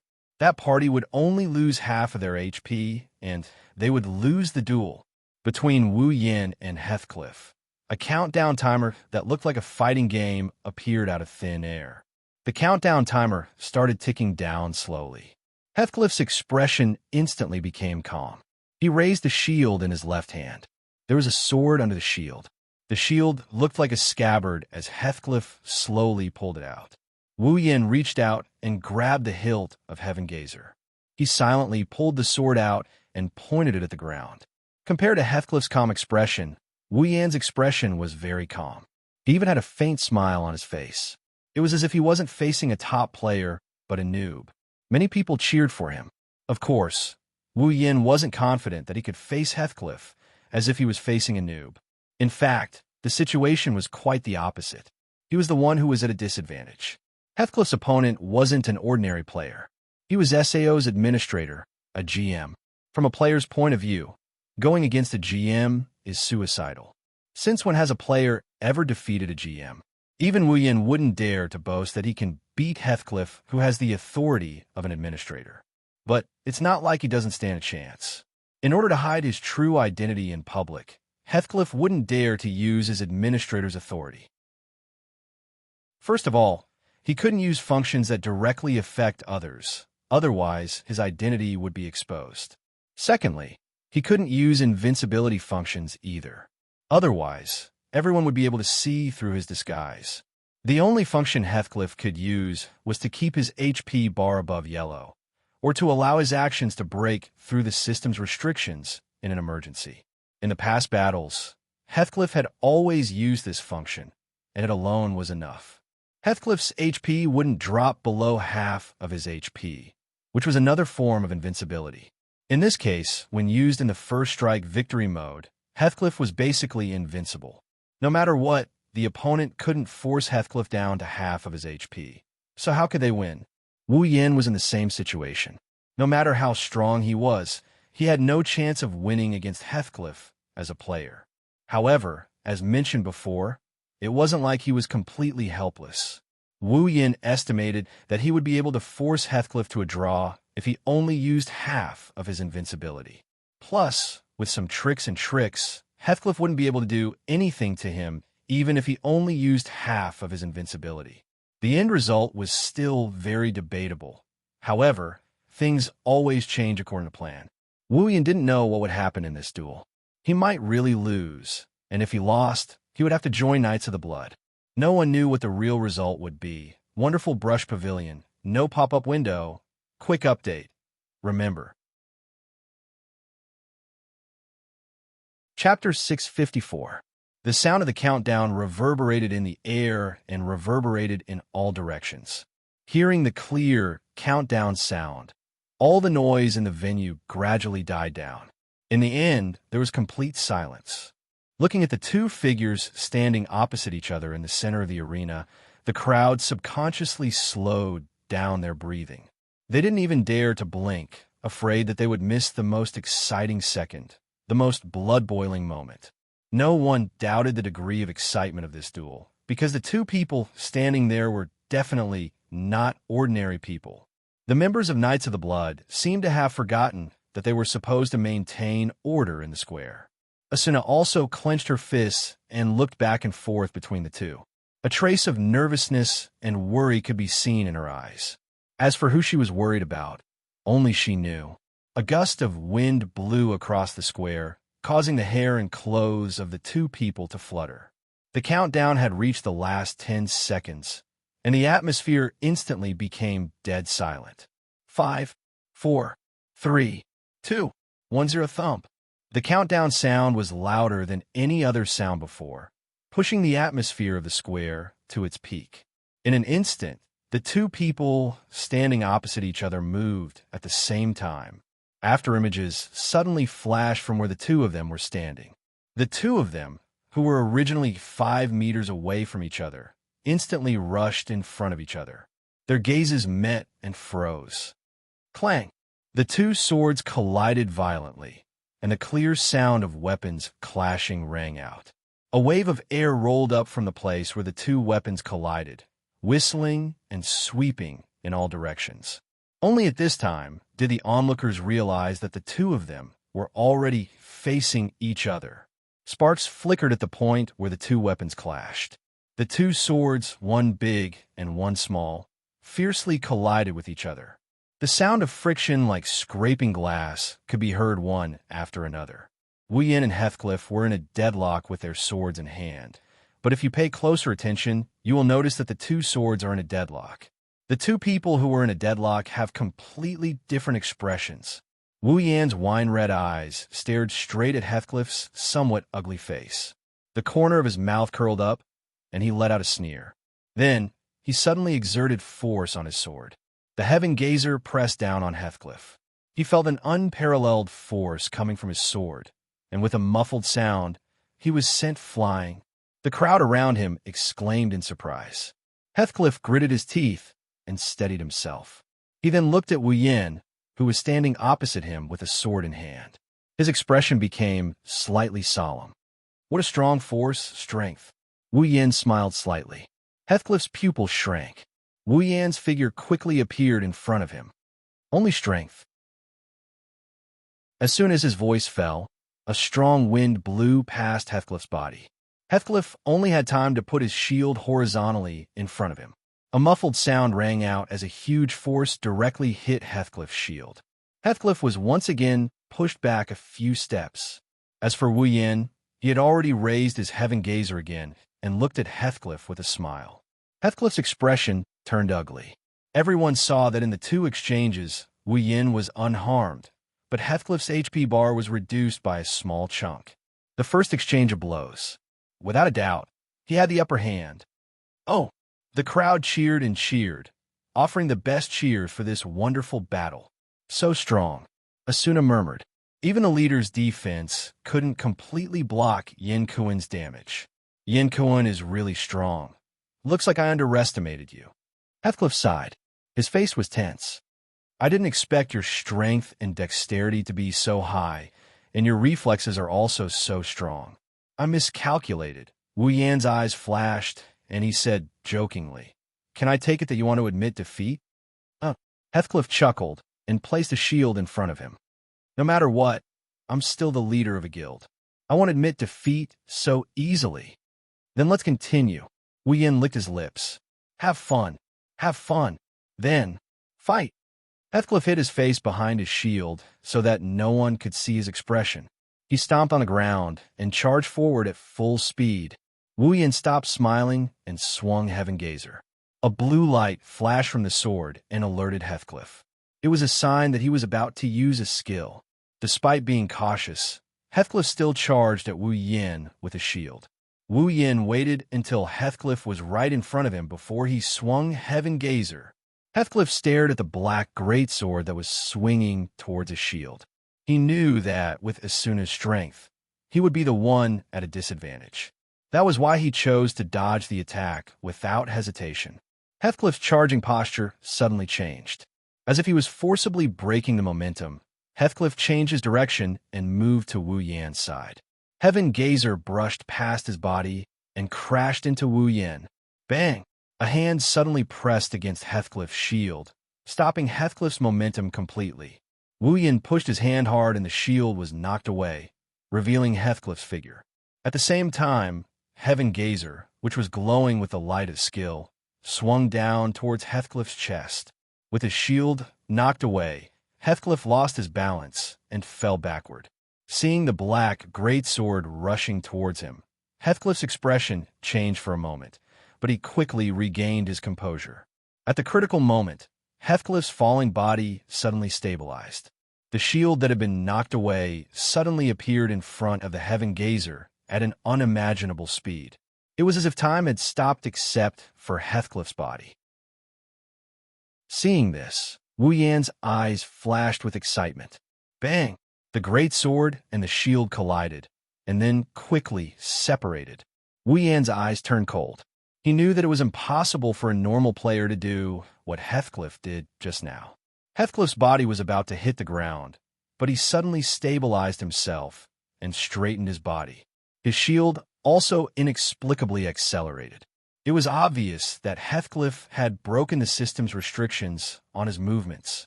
Finally, he resorted to cheating. Wu Yan swung Heaven Gazer at Heathcliff.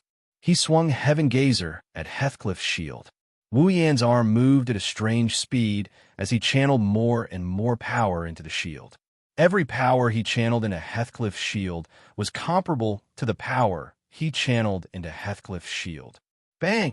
Heathcliff felt as if he had been hit by a giant beast. He couldn't even stabilize himself and was sent flying backwards. He only managed to get up after sliding a distance away. He looked at Wu Yan as if he was looking at a monster. That power just now was actually not your limit. Compared to you, I still have a long way to go. Wu Yan turned his body sideways. His eyes were cold, but there was a smile on his face. Commander Heathcliff, you were able to block my attack in that situation. Your attack speed is much higher than mine, Heathcliff stood up and looked at Wu Yin. So what do you plan to do? If your attack speed doesn't exceed mine, you won't be able to defeat me. I see. Wu Yin lowered his head slightly, then suddenly raised it again. Then I'll surpass your attack speed. Before Heathcliff could react, a sword appeared in Wu Yan's other hand. Heathcliff's pupils constricted violently. To be continued. If you like this novel, you are welcome to vote for it. Your support is my greatest motivation. Mobile users, please read it here. Wonderful Brush Pavilion, no pop-ups, quick updates. Chapter 655. Wu Yin wielded the Heaven Gazer and a sword of average length. He lowered his arms and looked at Heathcliff like a cheetah about to pounce on its prey. He lowered his body and looked at Heathcliff. Dual sword style. His deep voice echoed in the surroundings. It was so soft that it could be drowned out by any other sound, but everyone present, including Heathcliff and Asuna, heard it clearly. What? Dual sword style? Asuna called out in a silly manner. What's that? A second sword? Is there a dual sword user in SAO? Asuna couldn't help but laugh at herself. It's impossible to use dual swords in SAO, because the swords in SAO are not paired, and each sword is unique. That is to say, if a player can equip 2 swords at once, it's equivalent to having an additional sword attribute bonus. This wasn't a joke. If an original 100 attack power was increased by 100 or more, it wouldn't be as simple as 1 + 1. In addition, there would also be an increase in attack speed and other attributes. At that time, the increase in strength would be on a completely different level. That's why dual sword users are impossible in SAO. However, the person in front of her is indeed equipped with 2 swords. Dual blade stream. Asuna stared at the 2 swords in Wu Yan's hands. She's trying to figure out if he's just holding the swords in his hands. Is it a skill? A skill that can equip 2 swords? Is there such a cheat-like skill in SAO? Thinking of this, Asuna suddenly remembered something and turned to look at Heathcliff. Isn't there such a thing? Wasn't Heathcliff's holy sword a skill that combined both offense and defense? Exactly the same type of skill? A unique skill. Asuna smiled awkwardly. No way. Unfortunately, Asuna's self-consolation was wrong. Dual sword style. It's a unique skill. It's a unique skill from the original work, Kirito. But now, dual sword style has become Wu Yan's unique skill. Wielding 2 swords, Wu Yan could clearly feel that the other sword's attribute has been transferred to his body, making his body much lighter. Even the strength of his arms has increased by quite a bit. He believes that his attack power and attack speed should have increased by a large margin. Dual sword style. Heathcliff also stared at Wu Yan's swords. I didn't expect you to have a unique skill as well. When the words unique skill came out, the players were still trying to figure out why Wu Yan can wield dual swords instantly understood. Their expressions became more and more interesting as the crowd burst into an uproar. It's the second unique skill in SAO, dual sword style. 2 players with unique skills appeared in front of them at the same time, and they're dueling. The crowd of onlookers was boiling with excitement. Listening to the commotion around him, Wu Yan smirked and looked at the opposite side.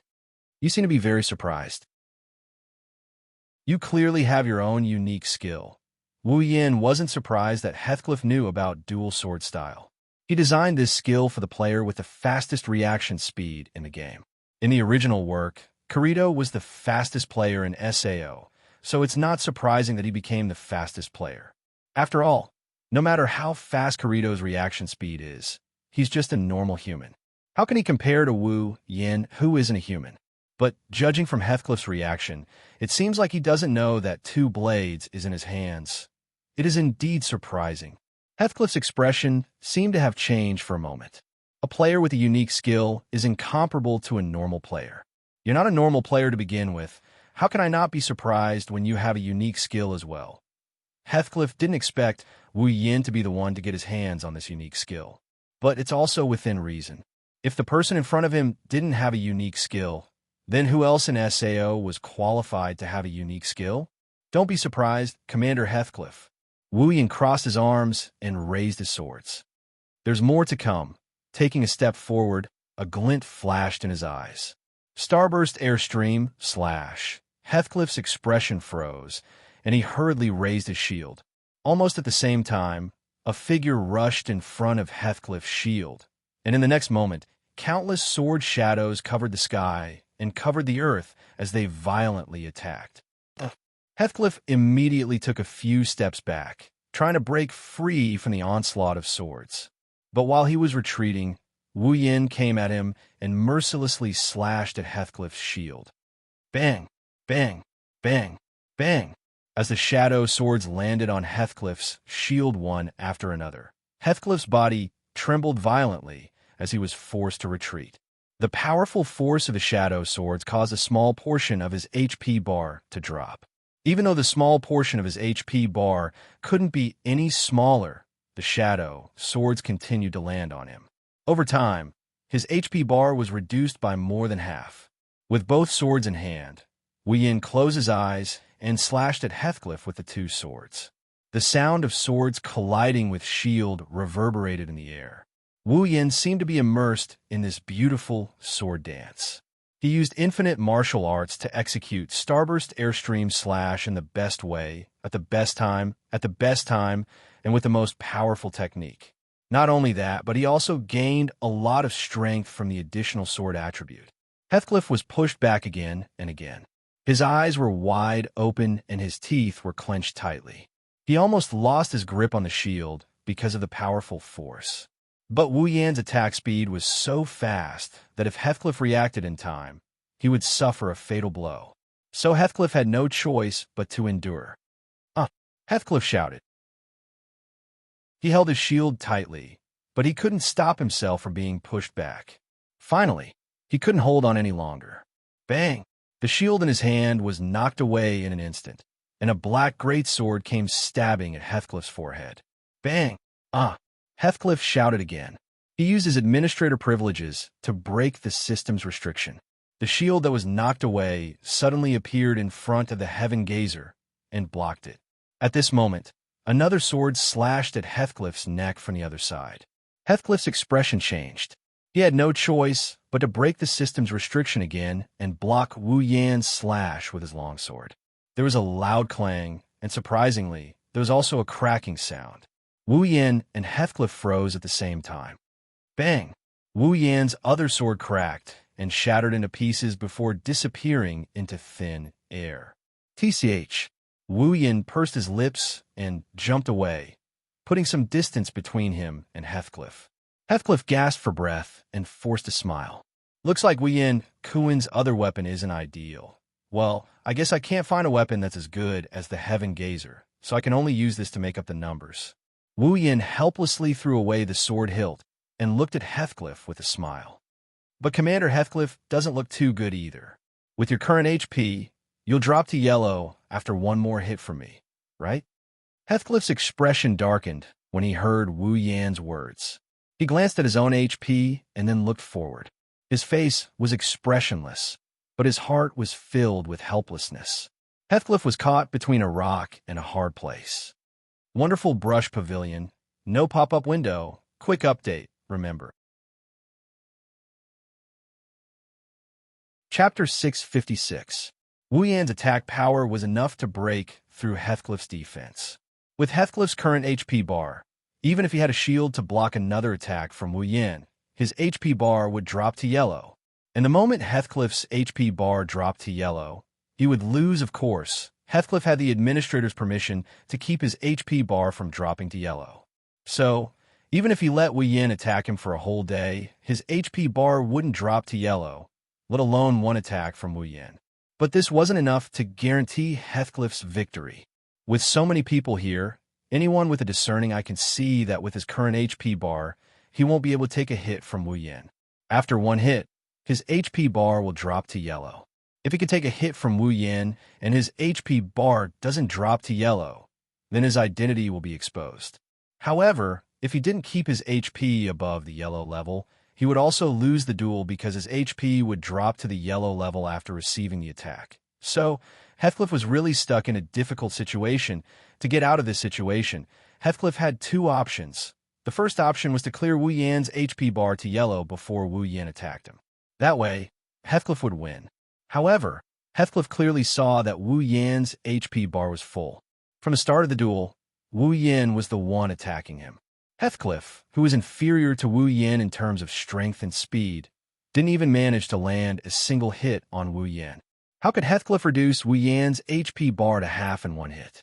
If Wu Yan took one hit from Heathcliff and switched to another, then Heathcliff would lose. As for the second option, if Wu Yan can't hit him, he'll be the one attacking Wu Yan. This way, Heathcliff can win. The problem was, how could Heathcliff, who was slower than Wu Yan, dodge Wu Yan's attacks? Neither of the two methods was suitable for this situation. That is to say, it was equivalent to having no other way. Heathcliff could also use his administrator privileges to modify his attack power and speed. He could either reduce the opponent's HP by half in one hit, or increase his speed to exceed the opponent's. This way, he could use both methods. However, this method could not be implemented. With a single strike, he had defeated an opponent who was at the same level as him, or even higher. Half of the opponent's HP was gone, even with top-notch equipment. Was that even possible? As long as Heathcliff used this method, there was no doubt that his identity would be suspected. As for the modification speed, to surpass Wu Yan's level, the problem is the same as above, a person with better equipment than him. What reason did he have to be faster than him? Much faster. Yet another way to expose myself. Of course, as an administrator, Heathcliff had many ways to win this duel, but none of these methods were suitable for public use. Once he used them, his identity would be exposed. Unless he didn't care about his identity being exposed, he couldn't use these methods at all. In other words, he wanted to make sure that no one would suspect him. There's almost no way to win this duel. Heathcliff had never thought that he would be forced into such a corner by a mere player. Aggrieved, truly aggrieved. However, Heathcliff also didn't want his identity to be exposed so soon. Even if he was suspicious, when the suspicion accumulated to a certain extent, he would be exposed. He would be exposed as well. Moreover, the guy in front of him wasn't a fool. If he used too many cheating methods, it would definitely arouse his suspicions. If that happened, his identity would be exposed, and Heathcliff didn't want that to happen.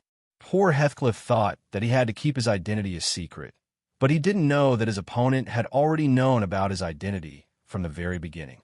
Right now, not only Heathcliff, but the audience didn't think that Heathcliff had a chance of winning this duel. One of his HP bars was full, and the other could only last for one more hit. Furthermore, Wu Yan's dual sword style was like a storm, so there was no need to guess who would win this duel.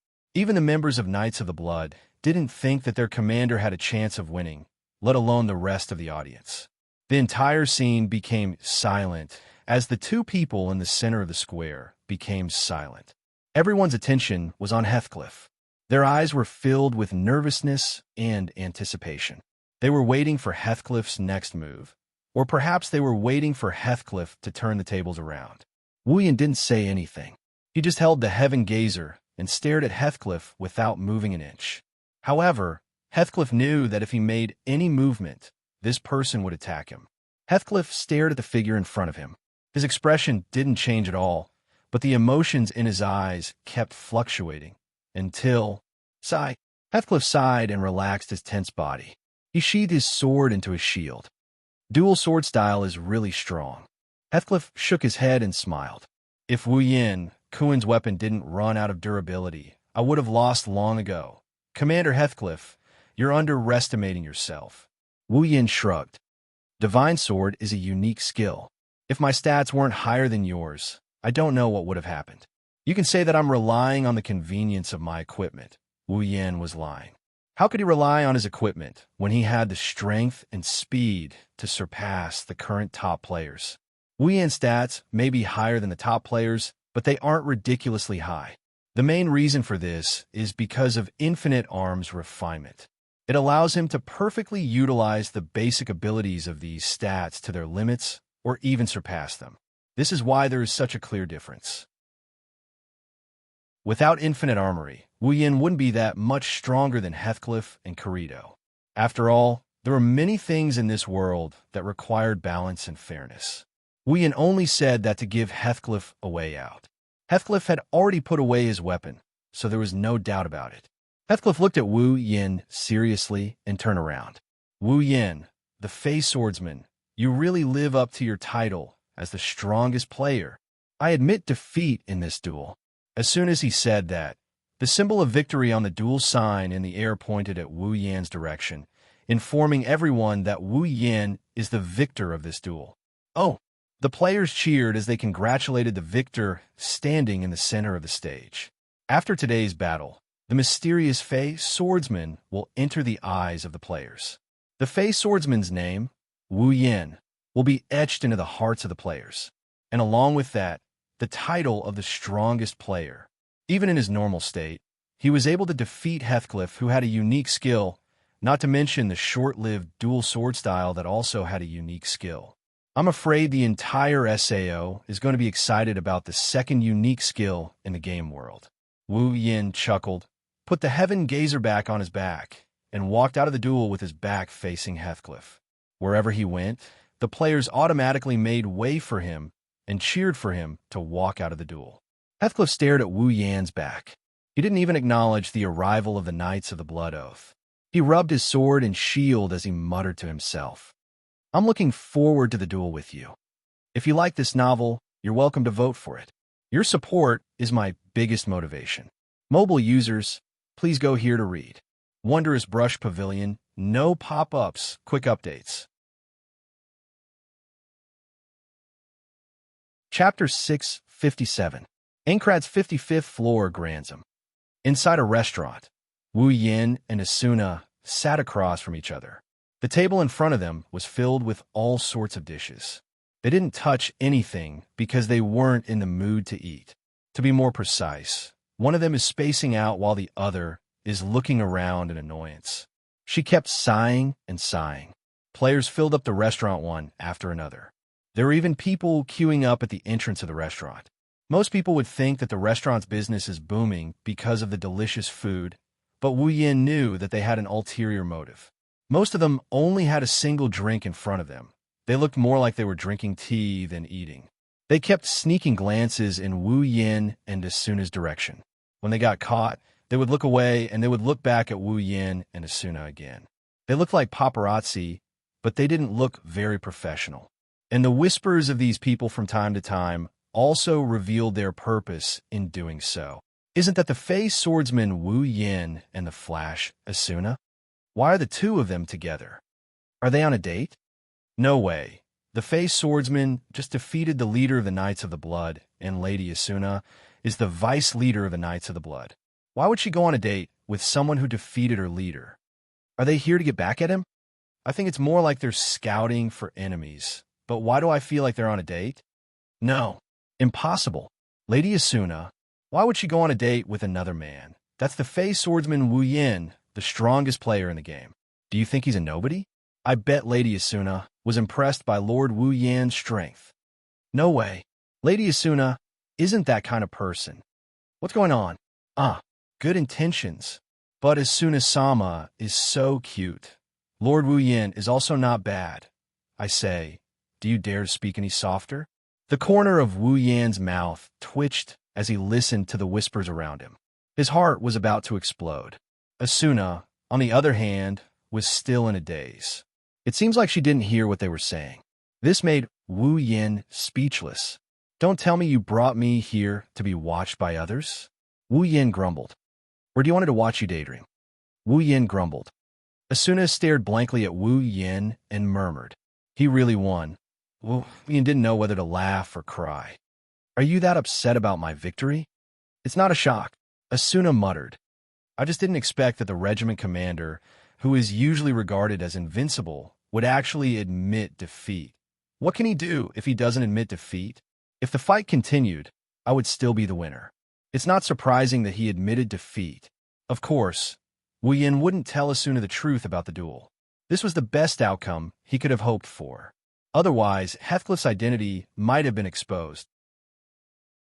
Even though the final battle might not be as early as in the original novel, the situation would still be out of Wu Yan's control. For Wu Yin, Heathcliff admitting defeat was the best outcome he could have hoped for. Asuna pursed her lips and looked at Wu Yen. Don't get too cocky. Even though you won in the end, it's not like you didn't break the leader's record of having his HP drop to yellow. Break his record of having his HP drop to yellow? If he doesn't want to, no one will be able to break his record in this lifetime. Wu Yen rolled his eyes and glanced around before sighing. Let's finish this quickly. I'm afraid I won't be able to take it if this continues. Asuna flinched. She finally realized how conspicuous her presence is. She didn't feel uncomfortable like Wu Yen did. She's used to this kind of situation. She's already used to it. Asuna took a sip of tea and said, So what's the deal with that two-sword stream? What do you mean, what's the deal? Huh? Do you have any self-awareness? Asuna put her hands on her waist. That's a unique skill. It's a unique skill. No one can learn it except for the player who owns it. Do you want to just brush it off like that? Then what do you want me to do? Wu Yen glared at Asuna. Since it's a unique skill, do you think I'm supposed to spread the information about how to learn it? Or do you think other people will be able to learn it if I spread the information? You should at least tell me the origin of this skill, Asuna muttered in a low voice. At least tell me the origin of this skill. Well, Wu Yen shrugged. It's a skill I just acquired a while ago. I don't even know when it got there. Asuna bit her lip and glared at Wu Yen. Why do you sound like you're talking about a cooking skill when you talk about such a powerful skill? Yes, two-sword stream is strong. Wu Yen smiled. But so far, there's no one that I can face with my dual sword style. Heathcliff is an exception. What? You look so amazing. Asuna narrowed her eyes. That's only for now. As the number of floors increases, solo players will gradually become more and more difficult. There will definitely be a limit. Sooner or later, forming a party will be the only way for players to clear the dungeon. Team up, huh? Wu Yan's mind went blank for a split second. He quickly regained his composure, but Asuna noticed it. Her expression turned serious. Wu Yan didn't notice the change in Asuna's expression. Let's talk about the future later. Maybe by then, there will be someone who can team up with me. Don't make it sound like there isn't one. Asuna said, It's not like no one wants to team up with you. At least for now, I'm still a solo player. Wu Yan said, and finished the last bite of food on the table. Okay, I'll leave now. It doesn't feel good to be surrounded by so many people. Wu Yan was about to stand up when a box appeared in front of him. Asuna has invited you to join her friend list. Wu Yan flinched, and he looked at Asuna with a surprised look.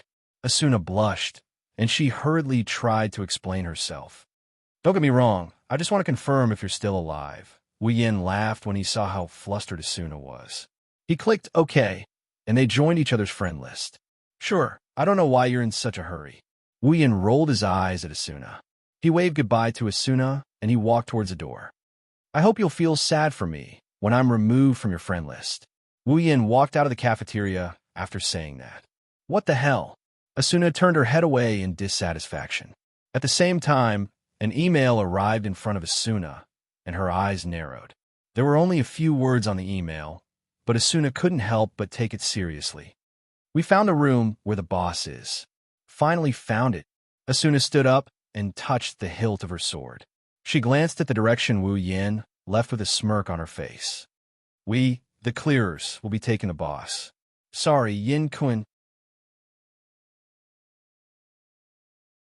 Chapter 658.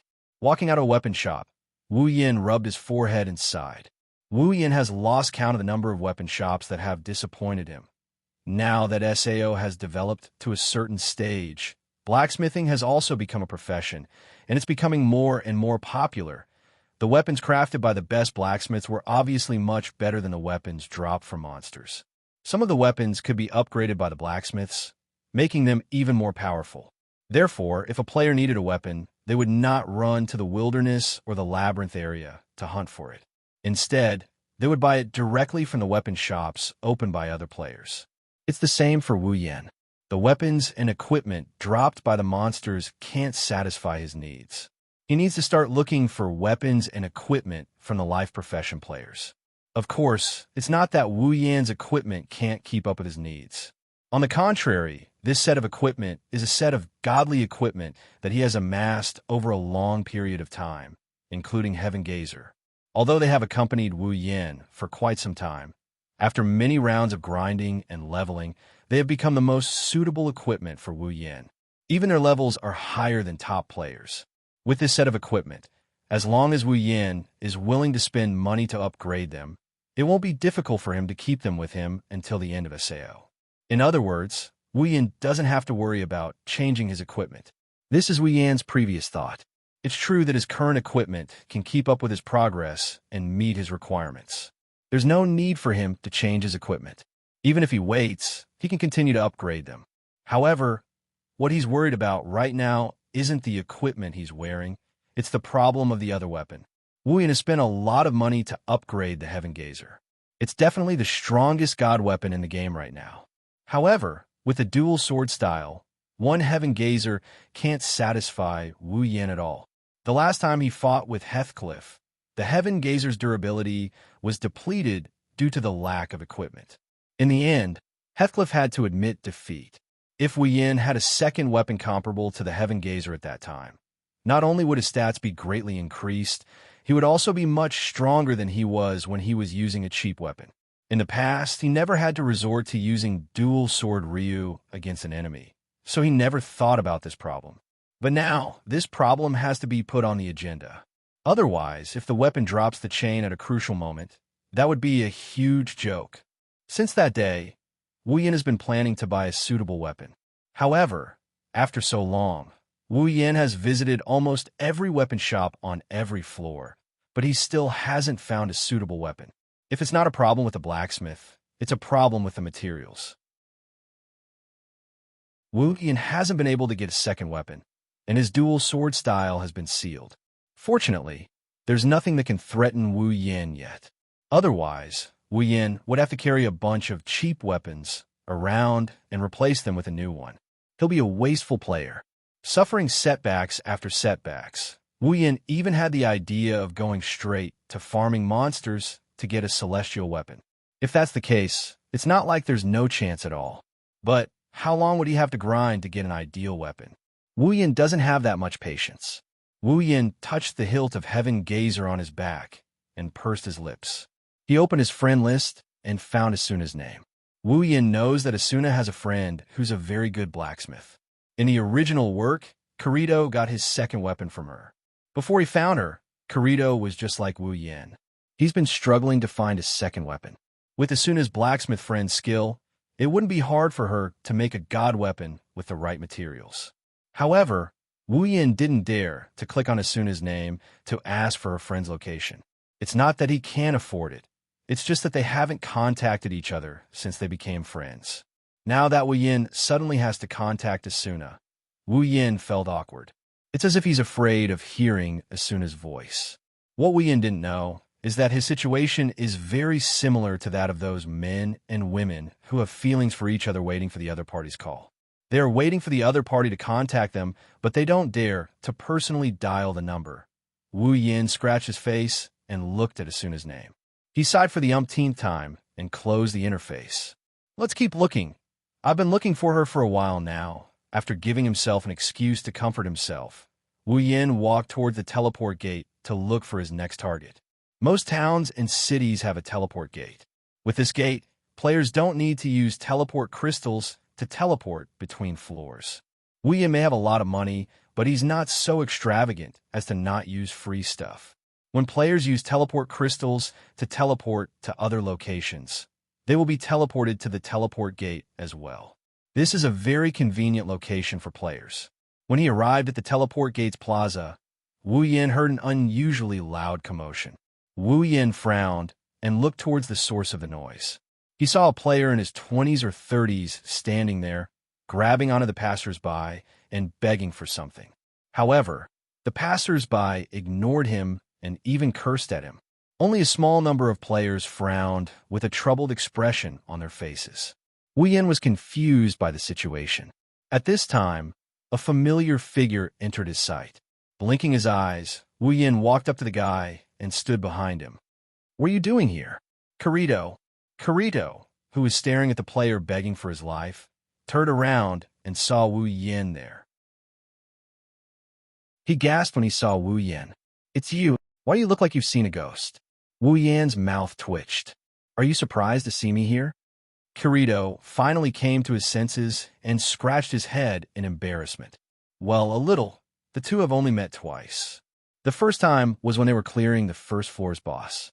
The second time was during the Christmas event in the Forest of Lost. Of course, Kirito was surprised to see Wu Yan here. After all, the person in front of him is a famous person. All right, Wu Yan pointed toward the player. What's going on? Kirito's expression darkened, and he bitterly smiled. That person is the guild master of a small guild called Silver Flag. Not long ago, other than him, all the other members of his guild were annihilated by the Orange Guild, Titan's Hand, Orange Guild. Wu Yan nodded. The kind of guild that specializes in robbing players and killing their prey? Kirito nodded and looked at the player.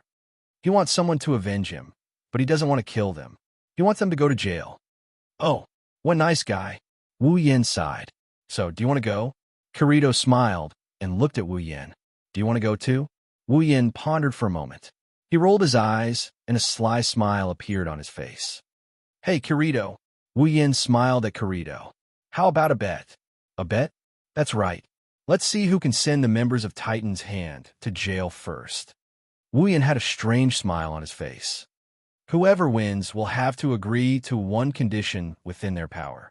How about it? Kirito paused for a moment and smiled. Sounds interesting, oh. Then, okay, I agree.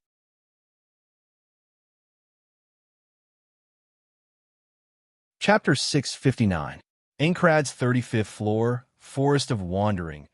Unlike the previous snowy Forest of Wandering, although the environment in the Forest of Wandering wasn't the best, it still felt like a woodland at night. The surrounding trees were green and full of vitality. Apart from the monsters in the forest, it was a good choice for people to have a picnic in the Forest of Wandering. Unfortunately, in a corner, a few people were arguing, destroying the tranquil and serene atmosphere. What are you talking about? A group of 5 was gathered together. There were 2 female players and 3 male players.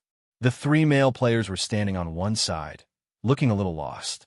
The 2 female players were standing opposite each other. It seemed that the 2 players were the ones who were in a dispute.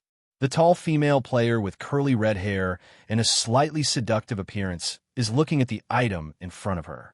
Since you have that lizard to heal you, you don't need a recovery crystal, right? The one standing in front of the tall female player is a short, cute girl. Her yellow hair is tied into 2 ponytails with a red hairband. There's also a lizard dragon on her head.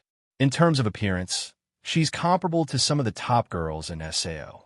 Most importantly, she's cute. However, this girl is very cute.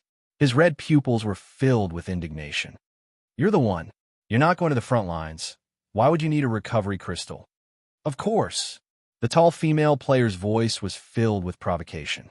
I'm not like Silica, who has a man to heal you. The petite girl named Silica raised her head and looked at the person in front of her. Her expression didn't change much. However, the anger in his eyes was clearly displayed. The 3 male players on the side seemed to be frightened by the quarrel between the 2. One of them quickly stood up and said to the tall female player, Miss Rosalia, Silica, you too, I got it. Silica interrupted the other party and put away the personal interface in front of her. She then turned to the tall female player named Rosalia. I don't need any items, but I won't team up with you anymore. Silica said. Silica said to Rosalia, as if she was taking revenge, there are many teams that want me. I can still survive without you. Silica ignored the 4 players who were her teammates just a second ago and turned around, along with the little dragon-shaped pet on his head. She walked towards the outskirts of the forest. Silica didn't notice the strange glint in Rosalia's eyes when she turned to leave. She licked her lips and smirked wickedly. She looked at Silica as if she was looking at a boss that could be easily taken care of. Silica didn't know what she's going to face when she left in a fit of pique. What is it? Originally, the sky was already close to dusk. While the 2 of them were arguing, the curtain of night quietly fell by the time Shili realized that she was walking alone in the Forest of Wandering, which was filled with monsters. The sky had already turned completely dark. In the forest, some of the monsters that only appeared at night let out roars. Mixed with the forest's unique chill, Shilly couldn't help but feel a little scared. She grabbed the dragon pet and quickened her pace. She walked towards the exit of the Forest of Wandering. She had to leave this place as soon as possible. Otherwise, if she encountered monsters later, just as this thought flashed through her mind, a few heavy footsteps came from the trees beside her. Startled, Silica hurriedly tried to change direction, but the owner of the footsteps appeared in front of her. A gorilla holding a wooden mallet in one hand and a wine flask in the other walked out from behind the trees. It was about 2 meters tall and brimmed with power. Its red eyes were fixed on Silica. The hostility in its eyes made Silica involuntarily take 2 steps back. Shilly bit her lip, turned around, and ran in another direction, but she soon retreated because there was another gorilla there. Silica suddenly realized that there was a gorilla in front of her, to her left, and to her right. She had no choice but to retreat. Behind her was a giant tree that blocked her way. Chirp! Chirp! The dragon pet on Silica's head immediately flew up and growled at the 3 gorillas. It seemed like it wanted to protect its master. It was not like a pet in the game at all. Instead, it was quite intelligent. The dragon's growl woke Silica up. Shilly took a deep breath and pulled out the short sword at her waist. She bent her body and looked at the 3 gorillas as they approached. Her red eyes constantly scanned the 3 gorillas, trying to find a way to get away from them. One of the gorillas seemed to have lost its patience.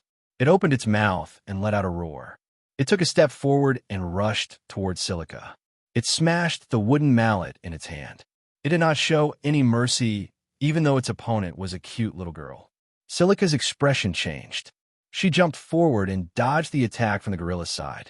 Almost at the same time, the mallet smashed into the ground, creating a cloud of dust and even a slight vibration. Silica did not doubt that if she was hit by this attack, she would lose at least 1/3 of her HP. In other words, she could only survive 3 hits at most. Bang! While observing the situation, Silica was caught off guard. She was hit directly by a gorilla. Her petite body was lifted into the air, but she was immediately sent flying by a mallet. Bang! Shilly fell to the ground, and her HP bar immediately dropped below the yellow level. This time, Silica really panicked. She turned around and stood up, but what greeted her was a mallet in front of her. Boom! The mallet fell on the ground, and Shilly managed to dodge it in time. The other 2 gorillas immediately rushed forward and swung their mallets at her. Shilly could only crouch down to avoid one of the mallets. Then she jumped up and retreated quickly, falling behind them. Silica looked up at the 3 gorillas in front of her. She was already panting. Her hand gripped the short sword so tightly that it hurt, but she did not feel anything. Her heart was filled with anxiety. If she did not leave now... Chirp! The little dragon drew an arc in the air and arrived at Shilly's side. It spat out a mouthful of rainbow-colored light that enveloped Shilly. In the blink of an eye, Shilly's HP recovered by 1/3. Seeing this, Silica reached into the bag behind her waist. After fumbling around for a while, she was shocked. She no longer had any recovery items. Roar! While Silica was still in shock, a gorilla suddenly came in front of her and smashed her with a mallet. This time, Silica's HP was completely red. Silica, who was lying on the ground, could not help but be horrified. She looked at the gorilla that was gradually approaching her. She kept moving backward. After a while, the gorilla was in front of her. Looking at the horrified Silica on the ground, the gorilla did not hesitate and swung the mallet in its hand. If this attack hit, Silica's HP would definitely be emptied. Bang! At the critical moment, the little dragon flew in front of Silica and blocked the attack. It was smashed to the ground by the mallet. Its body bounced a few times, and its HP slowly dropped to the bottom. Pina! Silica was stunned. She could not believe that her beloved pet, who blocked the attack for her, had its HP reduced to the bottom. She could not react for a long time. At this time, the 3 gorillas with mallets in their hands were already closing in on her. Wonderful brush pavilion, no pop-up window, quick update, remember. Chapter 660. In the forest of wandering, a silhouette dashed towards a certain direction at a speed invisible to the naked eye. His body turned into a long line and swept past like a gust of wind. Wherever he passed, the trees seemed to be blown by a gust of wind. All the branches fell in one direction with a hoo-hoo sound. The leaves danced in the air and were swept far away by the gust of wind. Running like mad, after exiting the 35th floor's teleportation gate, Wu Yin maintained this speed and rushed into the forest of wandering. As he ran, Wu Yan's wine-red eyes scanned his surroundings in an attempt to discover something. After an unknown amount of time, something finally caught Wu Yan's attention. The scene of 3 gorillas surrounding a petite girl was imprinted into his eyes. Wu Yan's expression darkened when he saw this. He placed his hand on the hilt of Heaven Gazer and dashed forward. Accompanied by a cold flash of light, the sword slashed across the 3 gorillas' bodies. Bang! Bang! Bang! Bang! In an instant, the 3 gorillas were reduced to pieces before they could even make a sound. The pieces scattered all over the place, revealing Silica's figure. Silica stared blankly at Wu Yin, who appeared in front of her. She didn't move for a long time until she finally reacted. She panicked and turned to look at Pina. Pina! Silica crawled to Pina's side and hugged it. She watched helplessly as Pina's HP bar fell to the bottom. She panicked and tears fell uncontrollably from her eyes. Pina opened its eyes and looked at its owner. Its body emitted a fluorescent light and shattered into pieces under Silica's gaze. No, no. Silica's small face was covered in tears. Shili's hoarse voice sounded like it was forced out of her throat. She frantically tried to grab Pina's fragments in the air. She wanted to keep them here, but all she could do was grab at thin air. A glowing feather floated down from the pieces and fell into Silica's hand. Silica stared blankly at the feather in her hand. Tears of pain flowed down her face. Pina, no. Whoa, Silica sat on the ground. Shili hugged the feather that Pina had transformed into. Tears flowed out of her eyes and dripped onto the feather that was glowing. Her cries became the only sound that could be heard in this world.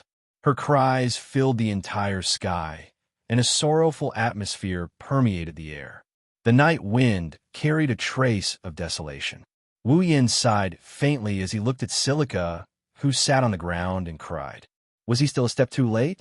Wu Yin felt bad when he heard Silica's sorrowful sobs. He scratched his face and walked to Silica's side. He patted her shoulder. All right, don't be so sad. Silica turned her head. Her tear-stained face came face to face with Wu Yan's face. Her tear-stained eyes finally managed to see the face of the person beside her. Wiping her face, she cried out in a sobbing voice. Thank you. Thank you for saving me. You're welcome. Wu Yin smiled bitterly. Didn't I save one more life in the end? Shili recalled the scene where Pina blocked the final attack for her. Tears streamed down her cheeks again. She buried her face in her chest and suppressed her sobs. Don't cry. Wu Yin inched closer to Silica, feeling a bit uncomfortable. He patted her head. It's not like your tamed beast can't be resurrected. Resurrected? Silica's sobbing shoulders froze. She quickly raised her head and looked at Wu Yin with teary eyes full of hope. Is that true? Pina can be resurrected? Oh, really? Wu Yin blushed when a cute girl looked at him like that. He quickly said, in the southern part of the 47th floor, there's a labyrinth outside the circle called the Mound of Memories. There's a rare item at the top of the mound that can be used to resurrect tamed beasts. With that item, Pina can be resurrected. Shili smiled in surprise, but the next moment, her smile froze. The 47th floor, Silica lowered her head. She raised her head again with determination. I understand. I will work hard to level up. One day, I will reach the 47th floor and get the item that can resurrect Pina. I don't want to hurt your feelings. Wu Yin looked away from Silica. He hesitated for a moment and whispered, if a tamed beast can't be resurrected within 3 days after its death, it can't be resurrected anymore. If the master doesn't go there personally, there's no way to get the item that can be resurrected. Silica trembled. She buried her head in her chest again. She tightened her grip on the feather. Her shoulders shook. Pina, well, you don't have to be sad. Wu Yin shook his head. I can go with you. Getting the item shouldn't be a problem. Silica was stunned. She turned to Wu Yin. Wu Yin smiled at her. He opened his personal interface and sent Silica a trade request. He then gave her some items. These are for you, Wu Yin said softly. With these items, you can go to the Mound of Memories by yourself. Are you relieved now? Yes, Shilly couldn't help but jump in fright when she saw one piece of excellent equipment after another being traded into her inventory. If she equipped all of these pieces of equipment, her strength would increase by at least tenfold. If she sold them all, she could fetch an astronomical sum. Shilly was somewhat flattered by this sudden development. No, I can't accept these things, Silica said to Wu Yin in a panic. It's not that expensive.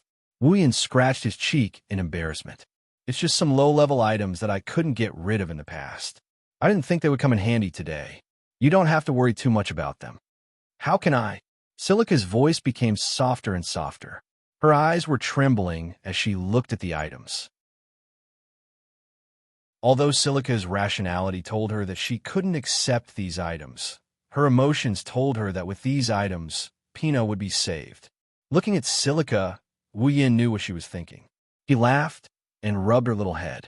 Then take it as my investment. When you're stronger than me in the future, remember to give me more precious equipment than this. Otherwise, I'll definitely stick to you. Silica smiled through her tears. She looked at Wu Yin gratefully. She knew that this was most likely impossible. He was just trying to comfort her. After wiping away her tears, Silica sneaked a glance at Wu Yin. She hesitated for a moment. Why are you so nice to me? Well, Wu Yin laughed dryly. He felt a lot of pressure under Silica's gaze. He had no choice but to say something in a low voice. I can't help it. I can't do anything about a girl's tears. His words, which were as soft as a mosquito's, entered Shilly's ears. She was startled and lowered her head. You're such a gentle guy. Gentle. Wu Yin turned his face away guiltily. He exhaled. Do you really believe in my reasons? Maybe I'm lying to you? A smile appeared on Silica's face. I'm willing to believe you. Are you serious? Wu Yin frowned. Be careful. You don't even know if I betray you. I'm willing to believe you. Silica didn't respond directly. Instead, she looked into Wu Yin's eyes and repeated her words with a firm tone. Wu Yin and Silica looked at each other. He tried to find a trace of unnaturalness in Silica's eyes, but failed. Wu Yin smiled bitterly and shook his head. Truly, a person who makes people unable to get angry, Silica smiled. If you like this novel, you're welcome to vote for it. Your support is my biggest motivation. Mobile users, please read it here. Wondrous Brush Pavilion. No pop-up windows. Chapter 661. At night, Aincrad is unusually clean. It's not as colorful as the real world, but it's brightly lit. The ancient buildings look a little misty under the Western European-style lights. Even though the streets aren't that bright, no one would feel bored walking around here. After leaving the Forest of Wandering, Wu Yin and Silica arrived at the closest town to the forest. Wu Yin wanted to go home, but he can't just bring Silica back with him. No matter what, she's still a girl, and this is the first time they've met. If he brought her home on their first meeting, not only would he feel awkward about it, Silica might even misunderstand him. Wu Yin forgot about the time he brought Asuna back to his home. Exiting the teleport gate plaza, the two of them headed towards the hotel. Along the way, the passers-by kept looking at Wu Yin, looking at him with a black greatsword on his back. Their eyes were filled with confusion. It's not just the pedestrians. Even Silica kept looking at Wu Yin as if she's sizing him up. Wu Yin started to feel a bit uneasy. Say, Silica, is there anything strange about me? Wu Yin couldn't resist Silica's scrutinizing gaze. He helplessly asked. Silica blinked and looked at Wu Yin for a while. Then she said thoughtfully, I have a feeling that Mr. Wu Yan's outfit is very similar to the legendary Fey swordsman. Wu Yan's expression froze. No, it's not just the outfit. Silica looked at Wu Yin in surprise. Even your name is the same as that lord. Could it be that Mr. Wu Yin is that Lord Wu Yin? That's... Wu Yin pursed his lips. He lamented the fact that his equipment is a bit too conspicuous. He didn't intend to hide it, so he was about to admit it when Silica interrupted him. Well, how is that possible? Silica waved her hand. Silica laughed. Lord Fei's swordsman has an elven tamed demon. It's much stronger than Pina. Although Mr. Wu Yin looks like Lord Fei's swordsman, he doesn't have a tamed demon. How can he be that lord? Wu Yin laughed awkwardly. She was speechless to the extreme, but at the same time, he felt relieved. Could it be that the passers-by only took a glance at his outfit before moving away? Was it because he had kept his healing fairy away that they thought he was just an elven swordsman? It's not hard to understand. Looking at Wu Yan's equipment, you wouldn't be able to tell that it's high level. Other players can easily dress up like him. Only the healing fairy is unique. No one else has it. Naturally, the healing fairy became Wu Yan's defining characteristic. Speaking of which, Wu Yan's nickname was the Fei Swordsman. It's not strange for his healing fairy to become his signature.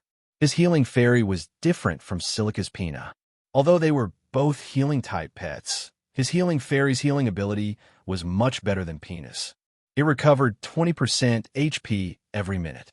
It was because of his healing fairy that Wu Yan was able to run rampant in many high-level labyrinths. On the other hand, Shili's Pina's healing wasn't as effective. She could only recover around 2,000 to 4,000 HP per minute. While this was undoubtedly a good effect for low-level players, it wasn't ideal for top-tier players who had over 10,000 HP at any given moment. Of course, this was also because Silica's level was too low. If she had the level of a top player, then Pina's healing ability would be very tempting. No matter what, Pina was a precious tamed demon. Tamed demons wouldn't be so rare if they didn't have any special abilities. At least, Wu Yan had never heard of any other player who had a tamed demon other than himself and Silica. Compared to the healing fairy, Pina's healing ability wasn't as good. However, Pina had self-awareness and could move on its own. Unlike the healing fairy, Pina would only stay by Wu Yan's side and not do anything else other than heal him once a minute. There were pros and cons to this. With self-awareness, Pina's actions were much more independent.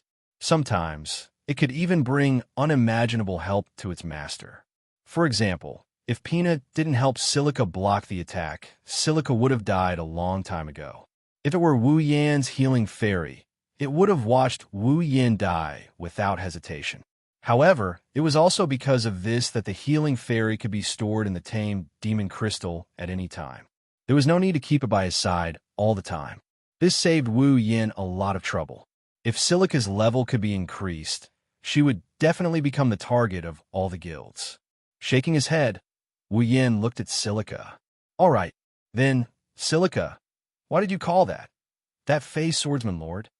Hearing this, Shili clasped her hands together and placed them in front of her chest, her face full of longing.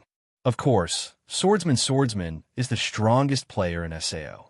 He alone is comparable to the clearers, and he also has a tamed monster similar to Pina. Swordsman is my idol. Wu Yan raised his eyebrows and was speechless. Since he's your idol, why don't you know what he looks like? Seeing Wu Yan's speechless expression, Silica thought he was shocked by her words. She quickly added, Of course, Wu Yan, San is also very strong. Is that so? Wu Yan thought Silica was trying to console him. Little did he know, he took care of 3 nightmarish monsters in one go. In Silica's mind, Wu Yan is a high-level player. Not long after, the two arrived at a hotel.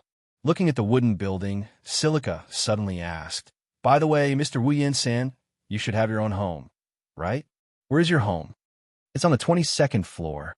Wu Yan said helplessly, It's not that far from here. I want to go straight home, but since you're here, I'll stay here too. 22nd floor? Shili was a little surprised to hear that. I thought with Mr. Wu Yan-san's strength, you should live in a higher floor. The higher the floor, the better. Wu Yan smiled at Silica. At least one of my friends is jealous of my home. She said it has a beautiful environment. Is that so? Silica nodded. She tilted her head and said, I really want to see it. Wu Yan's expression became a little sullen when he heard Silica's words. He didn't bring Silica home directly because it was their first meeting, but he didn't expect that she didn't care at all. How could he not feel aggrieved? Ah, isn't this Silica? At this time, a frivolous voice with a hint of sarcasm sounded from not far away. It entered Wu Yan and Silica's ears. Wu Yan frowned and looked at the source of the voice. Silica seemed to recognize the owner of the voice. When she heard the voice, her expression darkened. When the two looked at the source of the voice, they saw a tall, sexy, red-haired female player walking towards them with 3 male players. Silica lowered her head when she saw the person. It seemed like she didn't want to see the other party. However, Wu Yan was stunned for a moment before he smiled. Rosalia, the player who teamed up with Silica and swallowed Silica's loot. It was also because of Rosalia that Silica did not have a healing item at the critical moment when she was facing the 3 gorillas, which led to Pina's death. In a way, the person who caused Silica's death was Rosalia. However, Wu Yan was more concerned about Rosalia's other identity, the guild leader of Titan's Hand. Chapter 662. Rosalia didn't know she was being watched. Or rather, she didn't pay attention to Wu Yan, who was standing beside Silica. Her attention was completely focused on Silica. I didn't think you'd be able to leave the forest safely. Rosalia walked up to Silica and gave her a sidelong glance. That's great. Even though she said that, Rosalia's tone didn't sound like she was rejoicing for Silica at all. Instead, it sounded very sarcastic. Silica lowered her head. She didn't even dare to look at Rosalia. It's not that she was afraid. It's just that she could already imagine how Rosalia would mock her. Oh, where's that lizard of yours? Rosalia's face was filled with bewilderment. She couldn't help but laugh. Could it be Pina's dead? Silica's expression dimmed, but she quickly raised her head with determination. But I'll bring Pina back to life. Oh, Rosalia's gloating smile froze on her face. A strange light flashed in her eyes as she looked at Silica. So, you're thinking of going to the Hill of Memories? Wu Yan, who's been observing Rosalia from the side, could clearly hear the excitement in her voice when she mentioned the Hill of Memories. It was as if something good was about to happen. It's just that other than Wu Yan, no one else noticed it. Wu Yan narrowed his eyes. He looked at Rosalia with contempt, as if he was looking at Clown. Of course, no one noticed it either. Rosalia rolled her eyes and moved her head closer to Silica. She had a disgusting smile on her face. She looked like a jealous woman. But, with your low level, do you think you can get to the 47th floor? Rosalia's words hit Silica right where it hurt. Her lips trembled, but she calmed down when she thought of the equipment Wu Yan gave her. I could do it. There was an indescribable tenacity in her voice, causing Rosalia to be stunned. And I'm not alone. Silica hugged Wu Yan's arm. She yelled out, Wu Yan-san will accompany me. Wu Yan. Rosalia narrowed her eyes and finally looked at Wu Yan. When she saw Wu Yan's black coat and black greatsword, she panicked. When she saw that Wu Yan didn't have a single familiar with him, she sighed in relief. Then, she laughed mockingly. Era, do you think you can conquer the Hill of Memories with the help of someone who looks like the Fey Swordsman? Rosalia said maliciously, be careful not to get your teammates killed because of you. Of course not. Silica shouted angrily. Mr. Wu Yan is very strong. Is that so? Rosalia sneered. She didn't hold back just because Wu Yan was there. She didn't hide her malice at all. You're just a fool. Do you think you can be as strong as the Fey Swordsman just because you dress like him? He isn't Fey-tamed monster, not that lizard that died so easily. Rosalia sneered. You should go to a town with more people. It's better to bask in the limelight of the Fey Swordsman than to go out and die. Otherwise, it would be a waste of a name that is so similar to him. You? Silica hugged Wu Yan as tight as she could. Her red eyes were filled with rage. She was about to say something when Wu Yan, who had been watching from the sidelines, suddenly spoke up. Shilly, have you always been teaming up with people like this? Silica was stunned. Unable to react in time, Rosalia furrowed her brows, and she glared at Wu Yin with a vicious glare. What do you mean? Nothing. Wu Yin glanced at Rosalia. I'm just glad that Silica left your team. Ah, is that so? Rosalia was so angry that she laughed. Didn't the lizard die because it left the team? Are you glad that the lizard didn't survive? Well, I guess it's a little annoying to be called all day long. Oh, Wu Yin opened his mouth in surprise. He smiled and said to Rosalia, So you do know that it's annoying to be called all day long? Rosalia's expression darkened and her eyes turned gloomy. If she still can't figure out that she's the one Wu Yin is referring to, she's going to die here and there. Mr. Wu Yin, Silica pulled Wu Yin's sleeve and shook her head. She didn't want Wu Yin to provoke Rosalia. For some reason, Silica had a bad feeling when she saw Rosalia's gloomy eyes. Wu Yin patted Silica's hand and pulled her toward the hotel without looking at Rosalia. Rosalia's gaze followed Wu Yin and Silica until they entered the hotel. She retracted her gaze. No one noticed that her lips are curling into a wicked grin. Rosalia didn't know that when Wu Yin turned around and left, the same smile appeared on Wu Yin's face. Wu Yin took Silica's hand and booked 2 rooms in the hotel. He then led the silent Silica upstairs to one of the rooms. Silica, you'll sleep here tonight. Wu Yin said to Silica, I'll sleep next door. If there's anything, Mr. Wu Yin, Silica suddenly opened her mouth and bowed to Wu Yin. I'm very sorry. I dragged you into this. If it wasn't for her, Wu Yinsen wouldn't have to endure Rosalia's mockery. Although Wu Yin won this round of verbal sparring, Silica still felt a little guilty. Wu Yin laughed and patted Silica's head. All right, don't mind it too much. In fact, this is what I wanted. Silica raised her head in confusion. She clearly didn't understand Wu Yin's words. Wu Yin naturally wouldn't tell Silica that he purposely angered Rosalia so that she wouldn't come looking for trouble tomorrow. Based on the original story, Rosalia would definitely come looking for them tomorrow. Who knows what kind of accident would happen? Wu Yin just gave her an extra push. If it weren't for the fact that he couldn't achieve his goal in the city, Wu Yin would have kicked Rosalia into jail long ago. Wu Yin could only tease Silica meaningfully and mysteriously. You'll know tomorrow, Silica nodded. She didn't ask any more questions. Since Wu Yin had his own plans, she didn't want to interfere. She wasn't worried that something unexpected would happen tomorrow.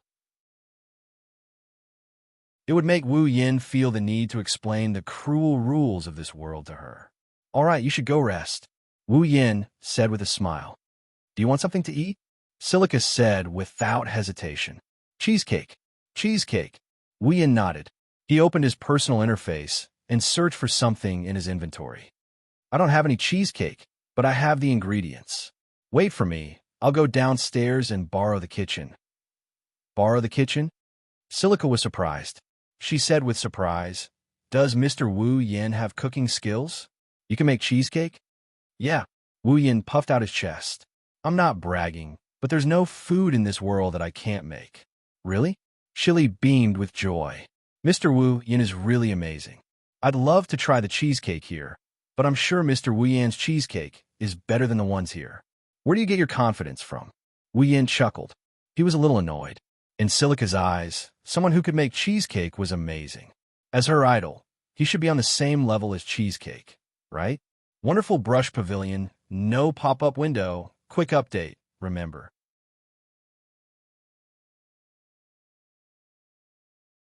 Chapter 663. Aincrad's 47th floor, Floria. It's a beautiful world surrounded by flowers. Colorful flowers can be seen everywhere in this place. You can see them in every corner of this place. They've been cultivated into a beautiful landscape. Some of them have been circled into flower beds. Some of them have been pulled into flower paths. It's like a beautiful garden. You can smell the fragrance of flowers everywhere. It's refreshing. The colorful flowers swayed with the wind, and the petals danced in the air. Drops of pollen glowed faintly under the sunlight, like stars in the daytime, intertwining with the dancing petals in the air. Even those who were allergic to pollen would be subdued by such a scene if they came here. There are also insects crawling on some of the flowers, adding a touch of liveliness to this beautiful world of flowers. It's because of these little creatures that have no level but can't be destroyed that this place doesn't feel dead. After all, without liveliness, no matter how beautiful it is, it'll still feel fake. It's not an exaggeration to call this a world of flowers. The entire 47th floor is a world of flowers. There's not a single place without flowers. That's why the 47th floor is also known as the Garden of Flowers, because it's completely covered in flowers. A world filled with flowers. One can only imagine how beautiful this place is. Compared to Wu Yan's house on the 22nd floor, this place isn't inferior at all. When Wu Yan was planning to buy a place to live, he thought of the 47th floor and the 47th floor. Both the 22nd floor and the 47th floor were within his consideration. Both places are so beautiful that it's hard to believe that they don't exist in the real world. If you can live in these two places, you'll be in a good mood every day. It's a pity that the 47th floor is a world of flowers for couples. It's a rare romantic world. Therefore, the moment the 47th floor was cleared, it became the best dating spot for couples in Sao. Although it's filled with a pink atmosphere, it's not as peaceful as the 22nd floor. Wu Yan decided to go to the 22nd floor instead of the tranquility of the 22nd floor. When Shili appeared at the entrance of the portal, she was instantly captivated by this dreamlike place. Her little face was full of joy. She looked around and even ran around. She looked around and squatted down from time to sniff the flowers. Coupled with her cute face, she looks like a dancing fairy. Wu Yan couldn't help but smile. Wu Yan closed his eyes as he walked down the portal. He took a deep breath of the flower-scented air. His face looked very comfortable. Even though he's been here many times and gave up on the idea of living here, Wu Yan has never hated this place. On the contrary, he's been living in the forest for a long time now. Wu Yan, sometimes it's not a bad idea to live here. Even Wu Yan is like this. Shili, who has never been here before, smiled so much that her eyes squinted. She looked at the flowers everywhere. She wanted to reach out and pick one, but she didn't want to hurt these beautiful things. Her little face twisted. It seems like she's completely immersed in this beautiful world. It wasn't until the couples around her entered Shili's eyes that she abruptly woke up, looking at the men and women intimately leaning against each other. Her young girl's sensitive heart immediately understood what kind of place this was. Shili's face slowly turned red. She secretly glanced at Wu Yan. Then she looked away as if she was flattered. Her pink face was full of shyness. It's obvious that she's in love with Wu Yan. Wu Yan looked at Shili with a strange smile on his face. He moved his face closer to Shili's. "Oh, you're blushing. Do you want to date me here like a couple?" Eh, eh. Shili cried out in surprise. Her originally pink face suddenly turned bright red. She couldn't get any redder.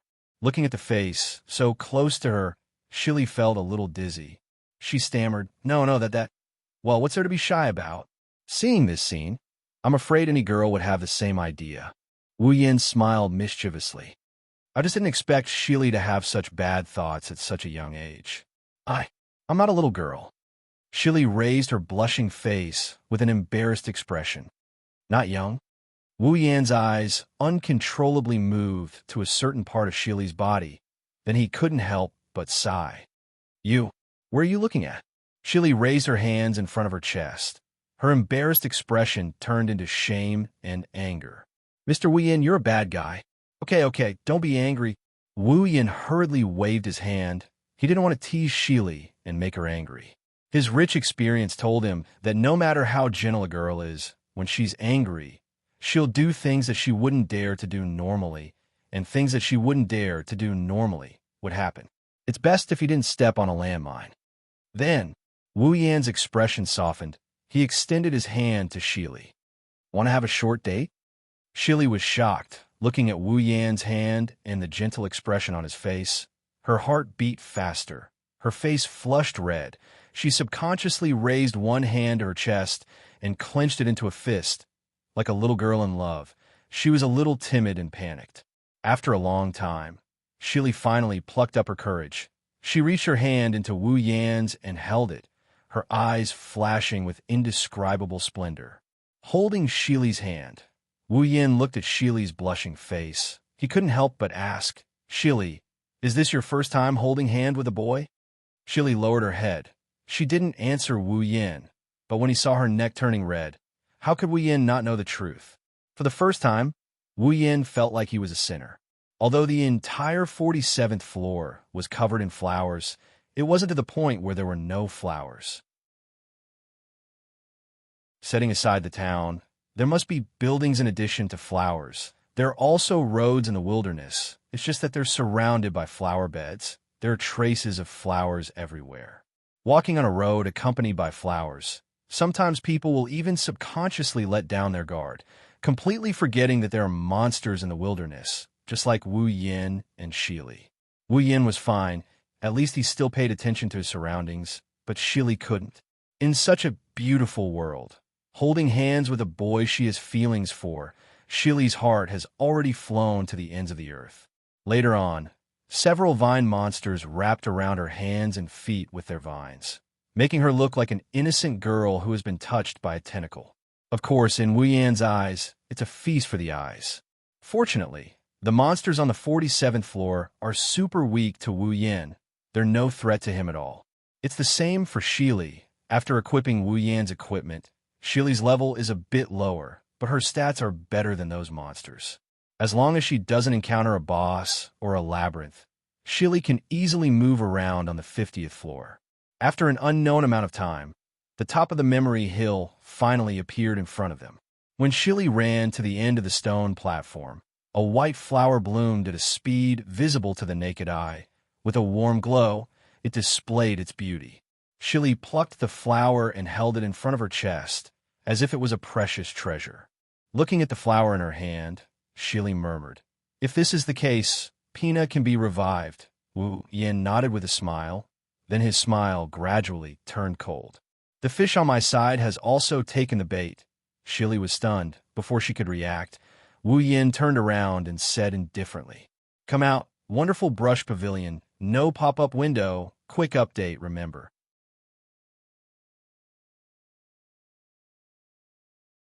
Chapter 664. Come out. A cold and indifferent voice reverberated in the surroundings, spreading in all directions. As the voice rang out, the temperature of the surroundings, which was filled with warmth due to the flowers, dropped at an extremely fast speed, replaced by a coldness that couldn't be ignored. Shili's heart clenched tightly in her chest. "What's wrong with you?" "The surroundings are quiet. There aren't any sounds. Other than the flowers, there are only trees in this place." Silica looked around, but she didn't find anything out of the ordinary, so she turned towards Wu Yan. At this moment, a blurry figure moved gently from behind a tree. The sound of footsteps attracted Silica's attention. Silica saw Rosalia, who had been bullying her all this time, walk out from behind the tree. Miss Rosalia." Silica was shocked. Rosalia smiled. Her smile was unusually happy. "I didn't expect you to see through my concealment. Looks like your detection skill is quite high." "Skill?" Wu Yin smirked. "No, you're wrong. Although my search skill is not low, I really didn't use it to discover you this time." The smile on Rosalia's face froze, and she frowned. "You didn't use detection to find me? Then how did you find me?" "Rather than a discovery, it is more like a prediction." Wu Yin crossed his arms in front of his chest, and he looked at Rosalia with a nonchalant expression. "I knew you'd show up here sooner or later." Rosalia's expression darkened. "What do you mean?" "It's simple." In Silica's surprised eyes, Wu Yin looked at Rosalia. "I've been coming for you since the beginning." Rosalia's expression changed. From the moment she appeared until now, the look in her eyes, as if she was looking at a prey, also disappeared. Vaguely, she had a bad premonition. Rosalia's heart was filled with emotions. "Wu Yin-san." Silica looked at Wu Yin in shock. "You? Well, it's hard to explain. I don't have the patience." Wu Yin shrugged and looked in another direction. "So, I'll let someone else explain it to you." Silica and Rosalia were both startled. At the same time, a sigh suddenly sounded, startling them. They turned to look at the source of the sigh and saw that it was coming from a woman. A black figure with a sword on his back slowly walked up to them. "I can't believe you made it in time." Wu Yin rolled his eyes. If you came any later, I would have been able to deal with you. Fortunately, I made it in time. The figure smiled and looked at the surprised Rosalia. Otherwise, wouldn't I have lost the bet between us? Someone came. It was Kirito. You? Rosalia looked back and forth between Wu Yin and Kirito. Her eyes darkened. You guys are in cahoots? You can say that. After all, you're our target. Kirito smiled at Rosalia. Rosalia said, don't. Kirito's expression turned serious. The leader of the Orange Guild, Titan's hand, Orange Guild. Silica couldn't help but take half a step back. She looked at Rosalia, who had a wicked smile on her face, and said in disbelief, but she's a green name.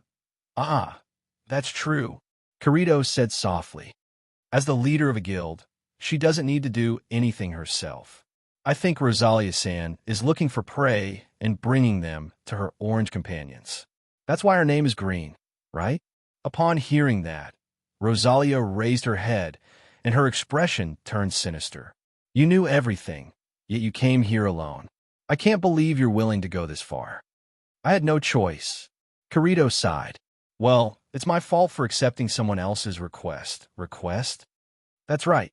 Kirito narrowed his eyes and glared at Rosalia. 10 days ago, you attacked the Silver Flag Guild and killed everyone except the guildmaster. You can't have forgotten about this matter, right? Silver Flag? Rosalia nodded thoughtfully. So it's those poor bastards. The leader of Silver Flag has been at the frontline plaza since then, crying and begging for someone to avenge them. Kirito's voice turned cold as he recalled how the leader of Silver Flag begged for help. He didn't want anyone to kill you. He wanted to send you to prison. Do you understand his feelings? I don't understand at all. Rosalia didn't feel guilty at all. Instead, she mocked him. Is he an idiot? In any case, no one can prove that he's really dead, even if he kills someone. Kirito's eyes narrowed. He took a deep breath. It's obvious that he's angry now. It seems like I'll have to teach you a lesson. Teach you a lesson? Rosalia was amused by Kirito's words. She couldn't help but giggle. Do you think you can do it? After saying that, Rosalia shouted to the people around her. What are you waiting for? Come out. What she got in response was a series of thuds and screams. When Rosalia came back to her senses, she saw familiar figures flying out from behind the trees. They crashed into the ground in front of her and stacked on top of each other.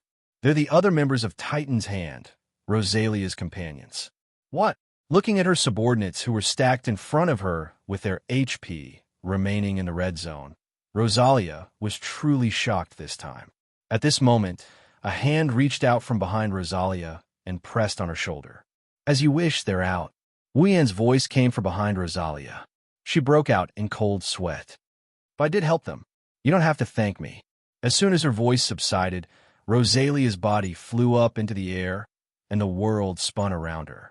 She fell from air and landed on the top of the Titan's Hand members who were stacked on top of each other. Wu Yan clapped his hands and stepped forward. It's done. Hey! Kirito's face fell.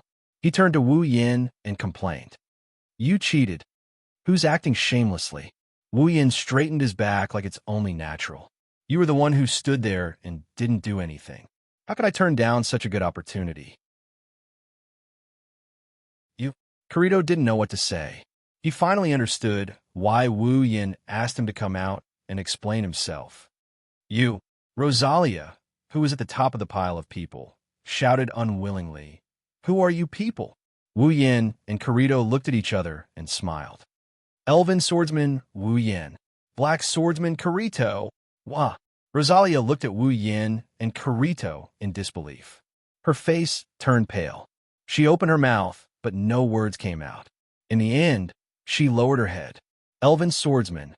Silica looked at Wu Yan in a daze. The thousands of words in her heart turned into complicated emotions. Wu Yan walked up to Silica, and he patted her little head with a smile. What's wrong? You don't believe me? No. Silica shook her head. She looked at Wu Yan hesitantly. Are you really the Elven swordsman? I've never hidden my identity. Wu Yan smiled. You were the one who denied my identity last night. Silica's face turned red. She lowered her head and didn't dare to look at Wu Yan again. Wu Yin rubbed her head in amusement. He looked at Silica's face, and after thinking for a bit, he squatted down and looked into Silica's eyes. "Hey, Silica." Wu Yin tilted his head and smiled. "Do you want to join the clearers?" Silica was stunned. Wondrous brush pavilion, no pop-up window. Quick update, remember.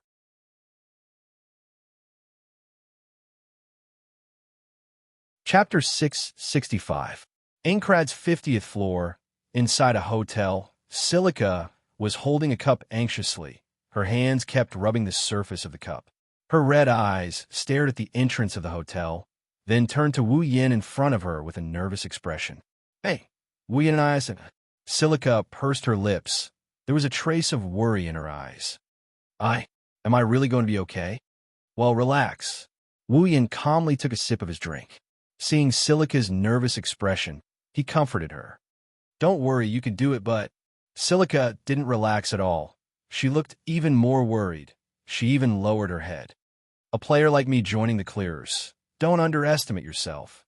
Wu Yin patted the revived Pina in Silica's arms and said with a smile, "Pina is a very rare, tamed monster with healing abilities. A tamed monster like her can save countless lives in the front line. I believe there's no one who wouldn't want a tamed monster like her. If it weren't for your low level, the clearers would have scrambled to recruit you. But my level is too low, isn't it?" Silica said in a low voice. "Won't I be a burden if I'm like this?" "Level is a small matter. If you want to level up, you can level up at any time. Besides, I'm not asking you to join the front line right away. Even if you join the front line, you won't be a burden." Seeing Silica's lack of confidence, Wu Yin patted her little head. "As long as you level up, Silica will be able to help a lot. Plus, you'll have a lot of companions with you. She won't be a burden, she can help a lot, and most importantly, she'll have companions." No matter how uneasy Silica was, she couldn't help but be tempted. In the past, Silica had a lot of companions. She formed a lot of parties and joined a lot of teams. There were also a lot of people who invited her. However, all of these people treated her like a mascot. He didn't treat her as a friend at all. In addition, Shili's combat power was not very strong, so although she had formed a lot of teams, she was still very weak. However, none of them were able to stay for long. For such a long time in the game, Silica was like Wu Yin. She had been alone the whole time. If it wasn't for Pina's company, Silica would have been in a lot of pain as an underage girl wandering around in a world where she could die at any time. Shili also hoped that she could have a partner who treated her with sincerity. She also hoped that she could be of great help and not be as useless as she was in the past when she was immersed in the title of Dragon Envoy.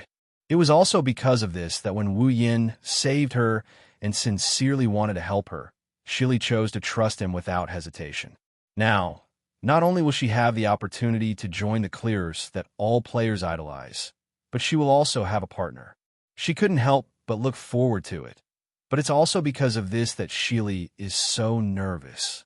She's like an ugly daughter-in-law meeting her parents-in-law. Her heart is beating fast. There's not a moment when she's not worried. While Shili was waiting anxiously, at some point, two slender figures walked in from the entrance of the hotel. They were wearing very ordinary casual clothes. None of their equipment was eye-catching. However, when the two of them walked into the inn, they immediately attracted the attention of most of the players. That was because their looks were enough to make their ordinary, casual clothes shine. As soon as they walked into the hotel, they looked around and glanced at each table. It wasn't until they saw Wu Yin sitting in the corner with Shili that their eyes lit up and a smile appeared on their faces. "Oni Ai-chan, Yin." Wu Yin and Shili heard a crisp voice calling out to them, attracting their attention. When Wu Yin saw the two figures, Wu Yin smiled. "Xing, Xian, you're here." There's Xing and Xian. "As soon as we received your mail, we came over immediately. How about it? It's an honor, right?" Xian ran up to Wu Yin and put her hands on her hips. She looked like she was saying, "I'm good to you. You have to thank me." This made Wu Yin feel helpless. "I know what happened." Xing greeted Wu Yin and then looked at the nervous Shili. She tilted her head and smiled. "You're Shili, right? You're just as Oni Ai-chan said, you're very cute." Shili's face immediately turned red. She stood up in a panic and bowed to Sachi. Hello, I'm Shili. After that, she lifted Pina up from her arms. This is Pina, Ing. Pina called out spiritually. It was as if she was greeting someone, which made people feel fond of her. Xing and Cheyenne looked at the cute girl and pet in front of them. They immediately had a good impression of Shili. The smiles on their faces deepened. Hey, Shili. Cheyenne ran up to Shili and stared at Pina, her eyes twinkling like stars. Can I hug it? Before Shili could answer, Pina quickly shook her head and shrunk her body into Shili's arms. Everyone knew what she was thinking when they saw her reaction. This. Shili felt awkward. She looked at Pina in her arms and apologized to Cheyenne. I'm sorry, Pina doesn't seem to like other people hugging it. Why is that? Cheyenne didn't hide her disappointment. She pouted and looked unhappy, but she didn't ask for anything else. She made a face at Shili and turned her head away angrily. Wu Yin and Sachi didn't know whether to laugh or cry. Sachi, what do you think? Wu Yin pushed Shili in front of Sachi and smiled. Can you let Shili join the Moonlit Black Cats? Sachi hasn't picked up a weapon for a long time. Her personality made her unsuitable for the battlefield. After the Moonlit Black Cats grew stronger, Suda didn't let Sachi join the battle anymore. Instead, he let Sachi handle the affairs of the Moonlit Black Cats. She's in charge of the guild's affairs. This was exactly what Sachi wanted. She wasn't someone who liked to fight. If possible, she wanted to live a peaceful life. Hence, she didn't object. Currently, other than the frontline matters, Sachi was in charge of almost everything in the Black Cat clan, including recruiting members. That's why Wu Yin asked Sachi to recruit Silica into the Moonlit Black Cats. He didn't know if Silica would become a useful member of the Clearers, but at the very least, he didn't want Silica to have to fight alone in a low-leveled area. That way, he wouldn't feel at ease. Shili became even more nervous after hearing Wu Yan's words. She hugged Pina even tighter. Pina seemed to have sensed her master's mood. She looked up at Shili and said something to comfort her. Sachi looked at Celica and smiled at her. Joining the Moonlit Black Cats won't be a problem. Although the guild's recruitment criteria is strict, Shili has Pina. I believe no one will object to her joining the guild. Shili's face lit up. That means if you want to join the frontline clearers, Silica, you still need to work hard. Sachi said gently. But if it's just joining the Moonlit Black Cats, that's not a problem. I'll agree. Really? Shili looked at Sachi expectantly. She couldn't help but cheer when she saw Sachi nodding with a smile. She threw herself into Wu Yan's arms. That's great. Oh. Sachi and Cheyenne let out a long sound. They looked at Wu Yin with an ambiguous gaze. Wu Yin smiled embarrassedly. He quickly made a gesture to show that he and Shili are innocent. As for whether other people believe it or not, that's their business. Wondrous Brush Pavilion, no pop-up window. Quick update, remember.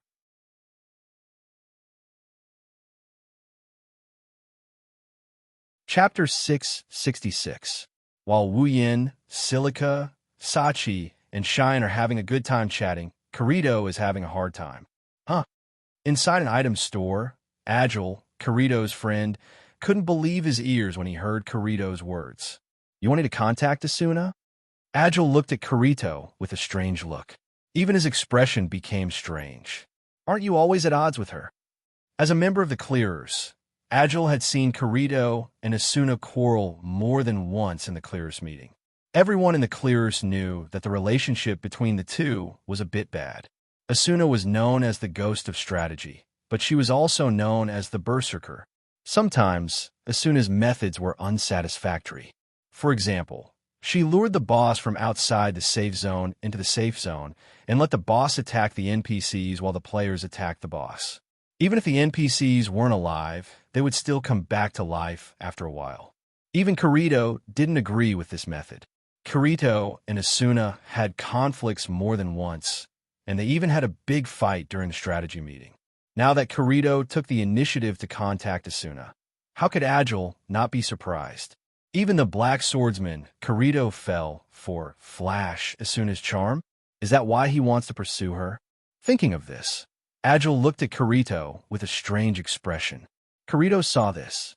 Kirito's eyes were glaring. What are you thinking? Kirito sighed helplessly. I just want to ask her something. Is that so? Agile glanced at Kirito suspiciously. But when he thought about his friend's unsociable personality, Agile felt that his guess was unrealistic. He nodded. All right, I'll help you contact her. Then he said, Agile couldn't help but say something. Seriously, we're all clearers. Can't you just add her as a friend? Kirito patted his head and said as if he had a headache, I'm not that close with her. Although we teamed up once to clear the first floor's boss, I'm not that close with her. But who would have thought that she would join the Knights of the Blood and become the ghost of strategy? At this point, Kirito raised his head and narrowed his eyes as if he was thinking of something. But lately, Asuna's strategy seems to be different from before. Agile stopped what he was doing and furrowed his dark brows. Indeed, in the past, Asuna would even come up with the idea of having the boss slaughter NPC for the sake of clearing the dungeon. Her strategy doesn't seem to be that extreme anymore. Most of the time, she's following the rules. Her strategy is steady, just like she doesn't seem to be in a hurry to clear the floor. Kirito suddenly said, Yeah, that's right. Agile punched his fist in the palm of his hand and rubbed his chin. Why is there such a sudden change? Well, who knows? Kirito leaned on the counter and said casually. Maybe it's because of the title of Berserker. Despite what he said, Kirito had a feeling that there was something else that caused Asuna's change. He couldn't help but recall what happened after he sent the Titan's hand to the prison. Help you find a weapon that suits you? Kirito was confused when he heard Wu Yan's request. He glanced at the Heaven Gazer on Wu Yan's back. Hasn't your weapon been with you all this time? Didn't you strengthen it until now? Why do you suddenly want a suitable weapon? Can't your weapon keep up with your growth? That's not it. Wu Yan scratched his cheek and said helplessly, The Heaven Gazer has been with me for a long time. I spent a lot of money to modify it, so of course it can keep up with my growth. But there's only one Heaven Gazer, and I don't have another weapon that can rival it. Another weapon? Kirito frowned and suddenly thought of something. All right, you have the dual sword skill, so you can equip 2 weapons. That's it. Wu Yan sighed and said, The problem with the other weapon has been bothering me for a long time.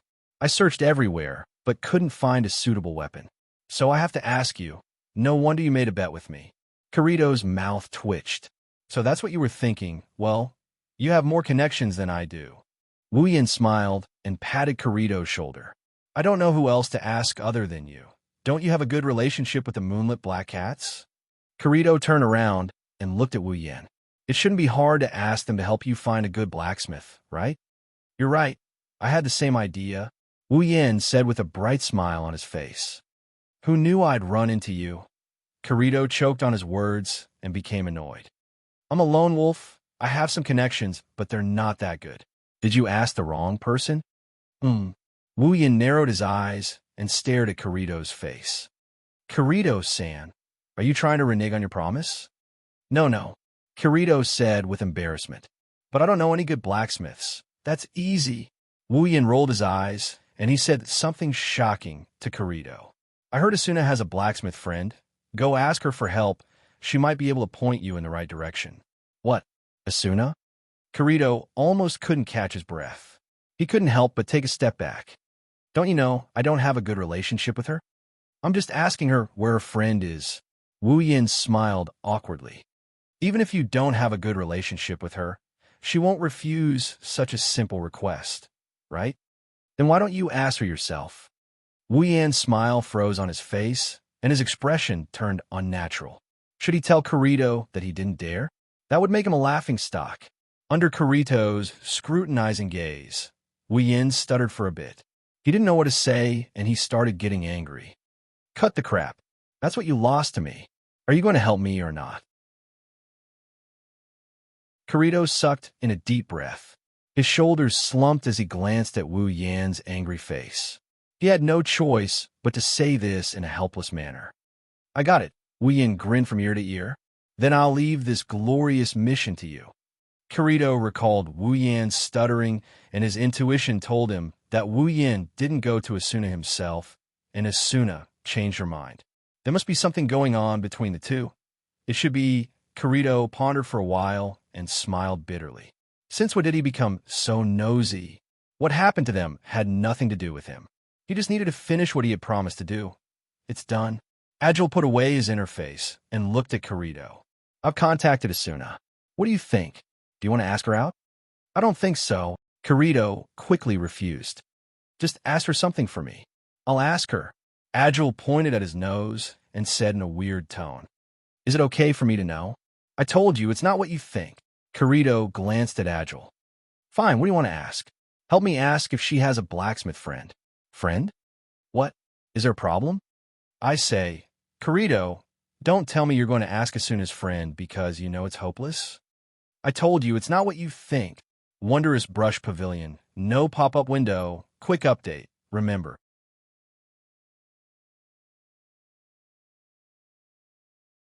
Chapter 667. What? Would he have to wait a little longer? Wien was surprised when he saw Kirito's email. He frowned for a moment before relaxing. Why? Did Asuna really not introduce her friend to you? She did, but there was a small accident. Kirito replied. What accident? Basically, Asuna's friend is really good at forging weapons, but unfortunately, a certain someone's request is beyond her ability. Wien could see Kirito's annoyance from the email. Since her forging skill needs to be improved, I have to wait for her to level up before I can forge the weapon. No way. Wien couldn't help but feel aggrieved. If that's the case, I might as well look for her myself. Maybe it'll be faster. Actually, it won't take long. If you can't afford to wait, you could try to find one yourself. But don't blame me for reminding you. At this stage, there aren't many weapons that can match your Heaven Gazer. Even if you ask a blacksmith to forge it, I'm afraid the result will be the same. After all, Liz's forging skill is one of the best in SAO. Indeed, although the progress of SAO's raid is pretty good, and the players in crafting classes are almost fully developed, it's still not enough. Most of the players' equipment can be provided by the blacksmiths, but Wu Yin isn't one of them. Wu Yin can only blame himself for being too strong. As the strongest player in SAO, he has the highest requirement for equipment. To be honest, there aren't many pieces of equipment that can meet his requirements at this stage. If Wu Yin didn't have that set of equipment, he wouldn't be able to reach this level. If he relied on his crafting class to be self-sufficient, Wu Yin's equipment would be at least one level lower. Of course, Wu Yin can also find a good weapon and spend a lot of money to upgrade it to the same level as the Heaven Gazer.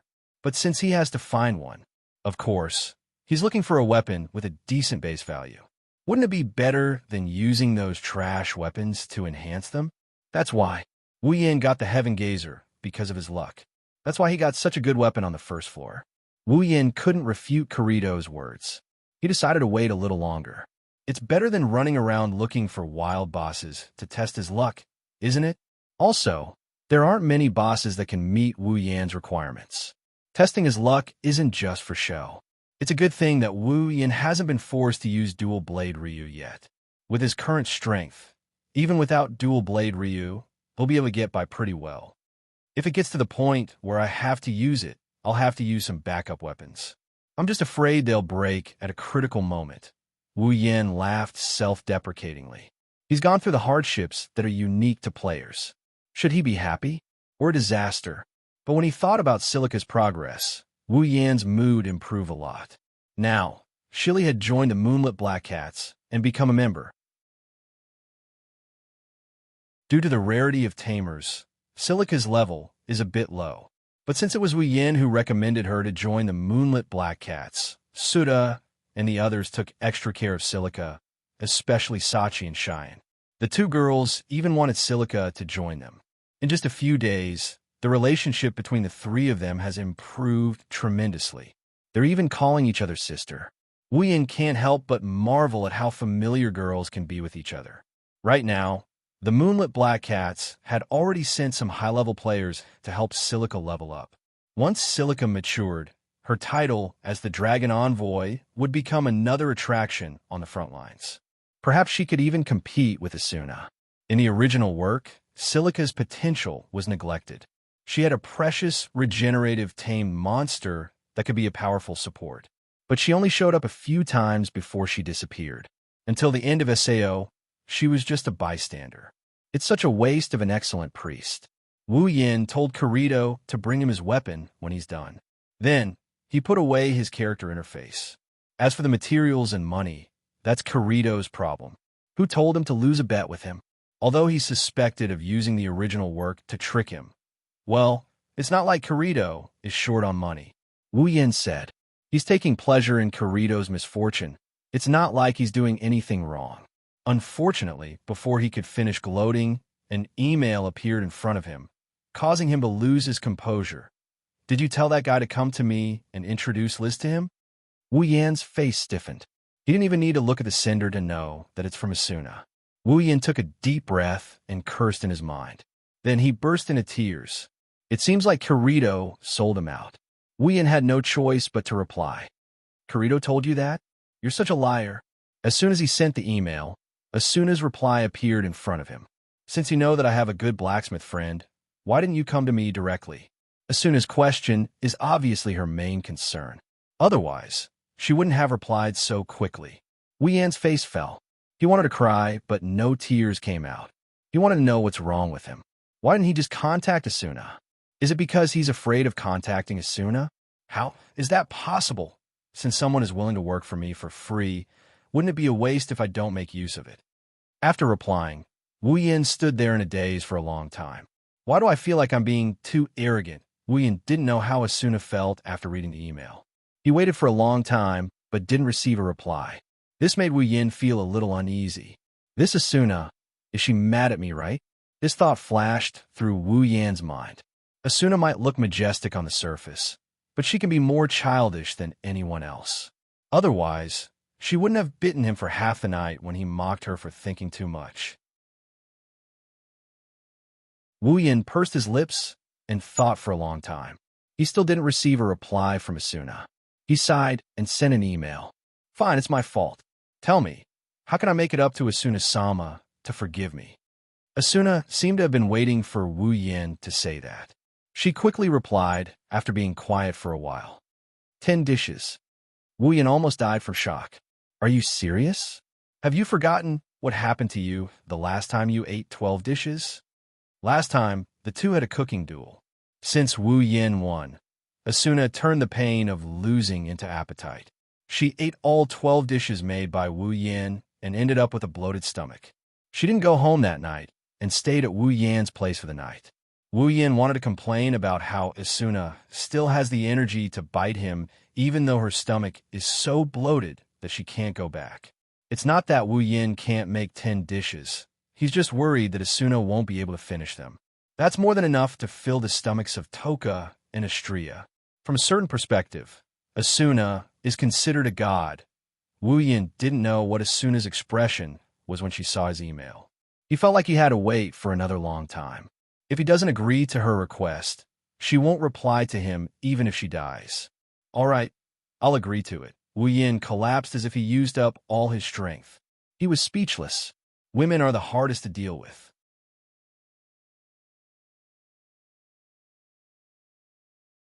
Chapter 668. It's nighttime. As soon as he got home, Wu Yan went straight to the kitchen, made all 10 dishes that he promised Asuna, and placed them on the dining table. The cooking process in SAO was simplified by a lot. It only took Wu Yan 10 minutes to cook all 10 dishes. Wu Yan also increased the durability of the dishes to the maximum. Therefore, the dishes would still be steaming hot even if they were to be served the next day. There's no refrigerator in SAO to keep the dishes warm. Just like equipment, the dishes here have a certain durability, but the durability of the equipment is consumed by usage, while the durability of the dishes is consumed by time. Once the time is up, the dishes will disappear and turn into pieces. Because of this, most chefs wouldn't make a lot of dishes. They would only make them when needed. Otherwise, he would have taken out all the ingredients in his item bar and made them into dishes and put them in his item bar. That way, he wouldn't have to go through the trouble of cooking for himself every day, once and for all. After making the dishes, Wu Yan went to the sofa, sat down, opened his personal interface, and tapped a few times. A piece of paper appeared in front of him out of thin air and fell into his hand. After pouring a cup of black tea, Wu Yan took a sip while glancing at the paper. After a while, he stopped. Wow, I actually cleared the level again. The clearers seem to be working really hard recently. Although he said that, Wu Yan's face was filled with dissatisfaction. The reward for killing the floor boss is recognized as the highest among all the floor bosses. If Wu Yan killed the floor boss alone, he would have leveled up several times. But if the clearers killed the floor boss, the reward would have been divided equally among all the clearers, and there wouldn't be much left. Of course, the reward for killing the floor boss is secondary. The most important thing is that the clearers found the floor boss's room before him. This made Wu Yan very unhappy. It can't be helped. The more people there are, the better. Wu Yan can't find a floor boss's room by himself. No matter how strong he is, it's useless. Could it be that Asuna is in a good mood because she cleared another dungeon today and decided to have a good meal with me? Wu Yan seriously doubted it. Compared to the reason why he's angry, the above reason should be more reasonable. I fell into the trap. Wu Yan bitterly smiled. Tossing the matter of clearing the dungeon to the back of his mind, he started skimming through the paper again. When he didn't find any useful information, he tossed the paper back onto the table. It seems that I need to work harder. Wu Yan's quest was to clear all 100 floors of Aincrad. He didn't say he had to do it himself. Even if he had to kill the 100th floor's boss, he would have to do it himself. Wu Yan's quest is considered complete since it's another player who took down Sao. This is understandable. No matter how good Wu Yan is, he can't clear all 100 floors by himself. After all, there are so many players in the game, the more the merrier. There are always some things that Wu Yan can't do. For example, the floor boss's room is not easy to find. In other words, even if Wu Yan is waiting for his death in Sao, he will still be able to clear the floor boss's room. If someone clears the floor boss's room, his compulsory quest will be completed. It sounds easy. He doesn't have to do anything himself, but with his personality, he's not going to just sit here and wait for others to clear the stage. Let's not talk about whether it's possible or not. Even if it's possible, he would have to spend quite a bit of time in this world. By that time, he wouldn't be able to fight monsters, he wouldn't be able to level up, and he wouldn't have any money. Without money, where would he find a place to stay for a few years? He needs money to stay in a hotel. Besides, Wu Yan is not the kind of person who will wait for others to clean up his mess. Even if he can't clear all the floors by himself, he will at least try his best. At least, he won't waste his time in the game. It's a pity that Shuju, Mikoto, and the others can't come with me, Wu Yan said regretfully. Knock, knock, knock. Someone knocked on the door, waking up Wu Yan from his thoughts. Wu Yan stood up, walked to the door, and opened it. You're here. Wu Yan-san. I'm here to see you. Wu Yan's voice stopped abruptly. It was stuck in his throat. His eyes almost popped out of their sockets when he saw the petite figure waving at him with a smile. Silica, Wu Yan shouted. Why are you here? Silica scratched her cheeks in embarrassment. Her face blushed. I heard from Sachi and Ai-san that the place you live is very beautiful, so I wanted to come and see. Silica stole a glance at Wu Yan. Her eyes were a little wet, and her face was a little pitiful. I can't, huh? Wu Yan laughed dryly, then sighed. It's not that I can't, but I have a guest coming over tonight, and I'm a little surprised that you're here. A guest? Silica's twin ponytails moved like her ears. She looked at Wu Yan in surprise. Wu Yan, and Ai-san, you have guests? Sachi, and Ai-san said that you never let anyone come over. How do I put this? It's a long story, so I won't explain. Wu Yan opened the door and stepped aside. Well, since you're here, there's no reason for you to come in vain. Come on in. We'll have dinner together later. Silica beamed as she ran into the room in a cheerful manner. Wu Yan found it hilarious. Well, Wu Yan, Ai-san, this place is really beautiful. Everyone who comes here must first run to the window that looks like a door to look at the scenery outside. Silica did the same. Her face was pressed against the glass. Her eyes were shining. It's as beautiful as the garden of flowers on the 47th floor. But you should prefer the 47th floor, right? Sitting on the sofa, Wu Yan couldn't help but tease. It seems like girls prefer flowers and plants to forests and lakes, right? Silica, upon hearing Wu Yan's words, Silica recalled the day when she held hands with Wu Yin on the 47th floor and went up the memory hill. Her pretty face blushed. It's not like that. Silica hugged Pina, who was on her head, and stammered, I like both of you, oh? Really? Wu Yin chuckled. His laughter was full of naughtiness. Why does it sound like you don't really mean it? Wu Yin and I-san. Silica yelled at Wu Yin in exasperation. She's too thin-skinned to take Wu Yan's teasing. If this goes on, she's going to run for her life. Okay, I won't tease you anymore. Wu Yin quickly waved his hand. Oh, Wu Yin chuckled when he saw Silica turning her head away in a huff. He sized her up and said, Silica, go change into some casual clothes. You don't need to wear any equipment here. Okay. Silica reluctantly left the window and went inside. Seeing this, Wu Yin pointed at a room. That room is a guest room. No one is staying there. Go change inside. In SAO, players don't need to go to the toilet at all, no matter how much food they eat or how much water they drink. Plus, players won't get dirty, so toilets, bathrooms, etc. Of course, if you're interested, you can also buy a bathroom and enjoy the feeling of bathing. But of course, if you're interested, you can also buy a bathroom and enjoy the bath. When Silica walked into the guest room, Wu Yin sighed, shook his head, leaned back on the sofa, and drank some black tea. Wu Yin glanced at the dishes on the table and muttered, As soon as she'll be here soon, right? Wu Yin looked at the door and scratched his head. I wonder what as soon as expression will be when she sees Silica. She won't draw her sword right away, right? Wu Yin suddenly thought, I seem to be in a bit of danger. If you like this novel, you're welcome to vote for it. Your support is my biggest motivation. Mobile users, please go here. Wonderful brush pavilion, no pop-up window. Quick update, remember.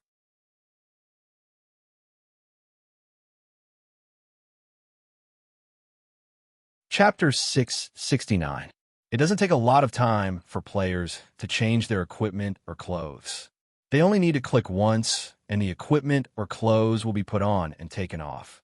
However, there would be a 2 to 3 seconds when the player's clothes would be removed, revealing their undergarments. Therefore, most players would not change their equipment in front of others. No matter how short the time was, no one would be willing to let others see their bodies. This is a good thing for those who hate trouble. They only need to click once or twice, and their clothes will be put on and taken off automatically. There's nothing more convenient than this. Not to mention, the clothes in SAO won't get dirty, so there's no need to wash them. When Silica came out of her room, she had changed into something that looked like a nightgown. She looked even cuter than usual.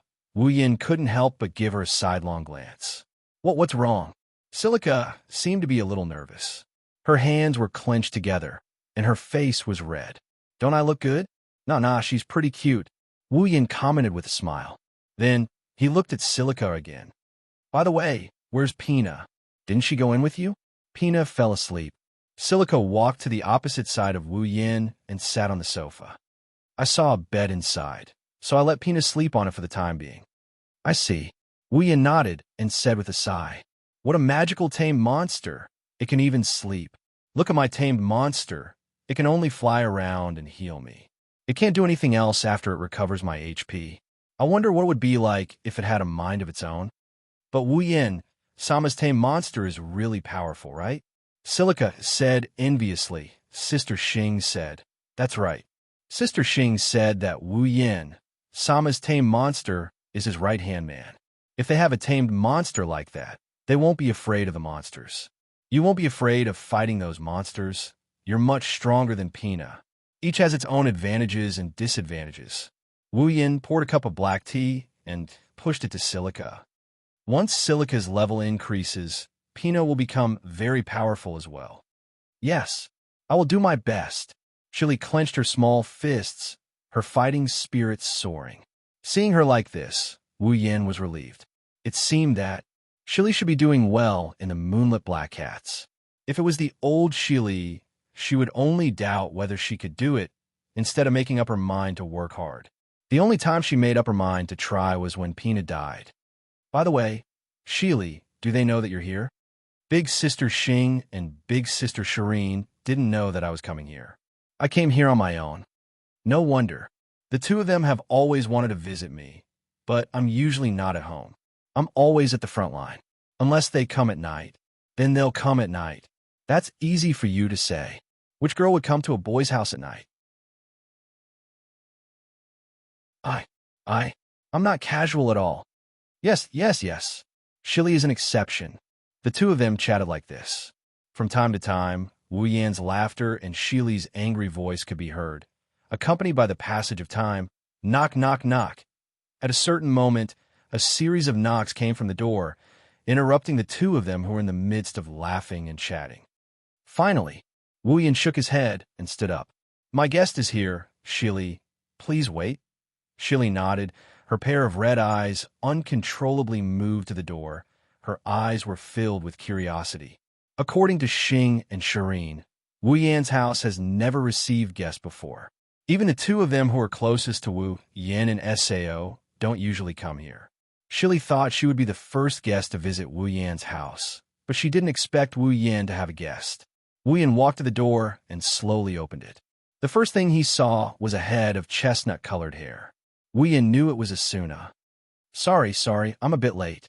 Asuna clasped her hands together and said embarrassedly, the clearers insisted that I stay to celebrate, to deal with, well, that's understandable.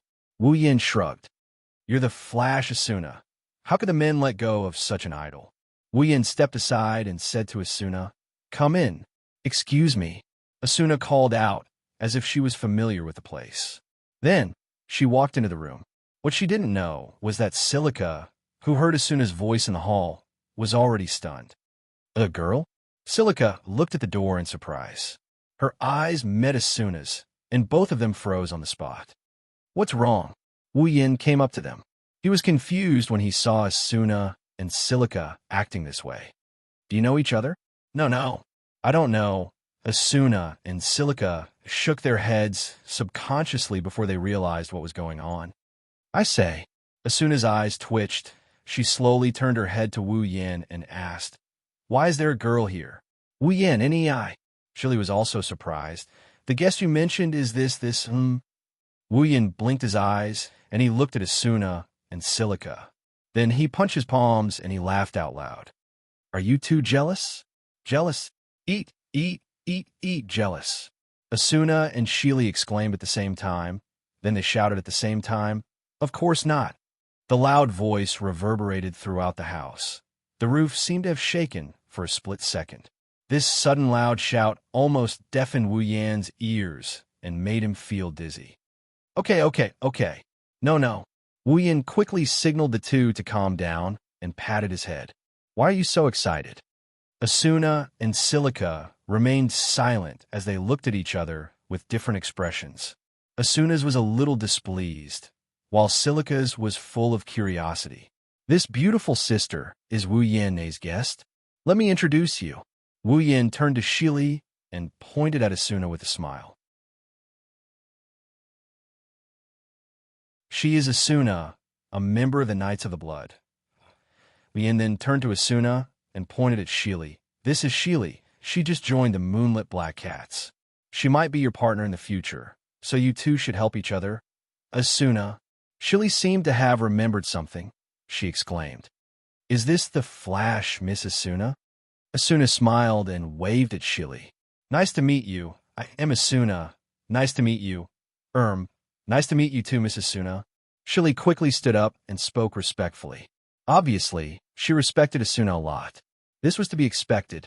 There were very few female players in SAO, and the number of female players who could make a name for themselves in SAO can be counted on one hand. The most famous one among them was Asuna. Asuna is one of the top players in SAO. She's the one in charge of the clearers, and she's also one of the top 5 female players in terms of looks. It's not an exaggeration to say that Asuna is the idol of all female players. After all, it's not easy for a female player to reach Asuna's level of fame. Asuna was startled for a moment when she saw Shili's cautious look. Then she couldn't help but smile. Her impression of Shili suddenly improved. This Shili girl is quite cute. Wondrous Brush Pavilion, no pop-up window. Quick update, remember. You're tuning into the Warrior Lore YouTube channel. Don't forget to subscribe and join us on this journey to catch the most captivating stories.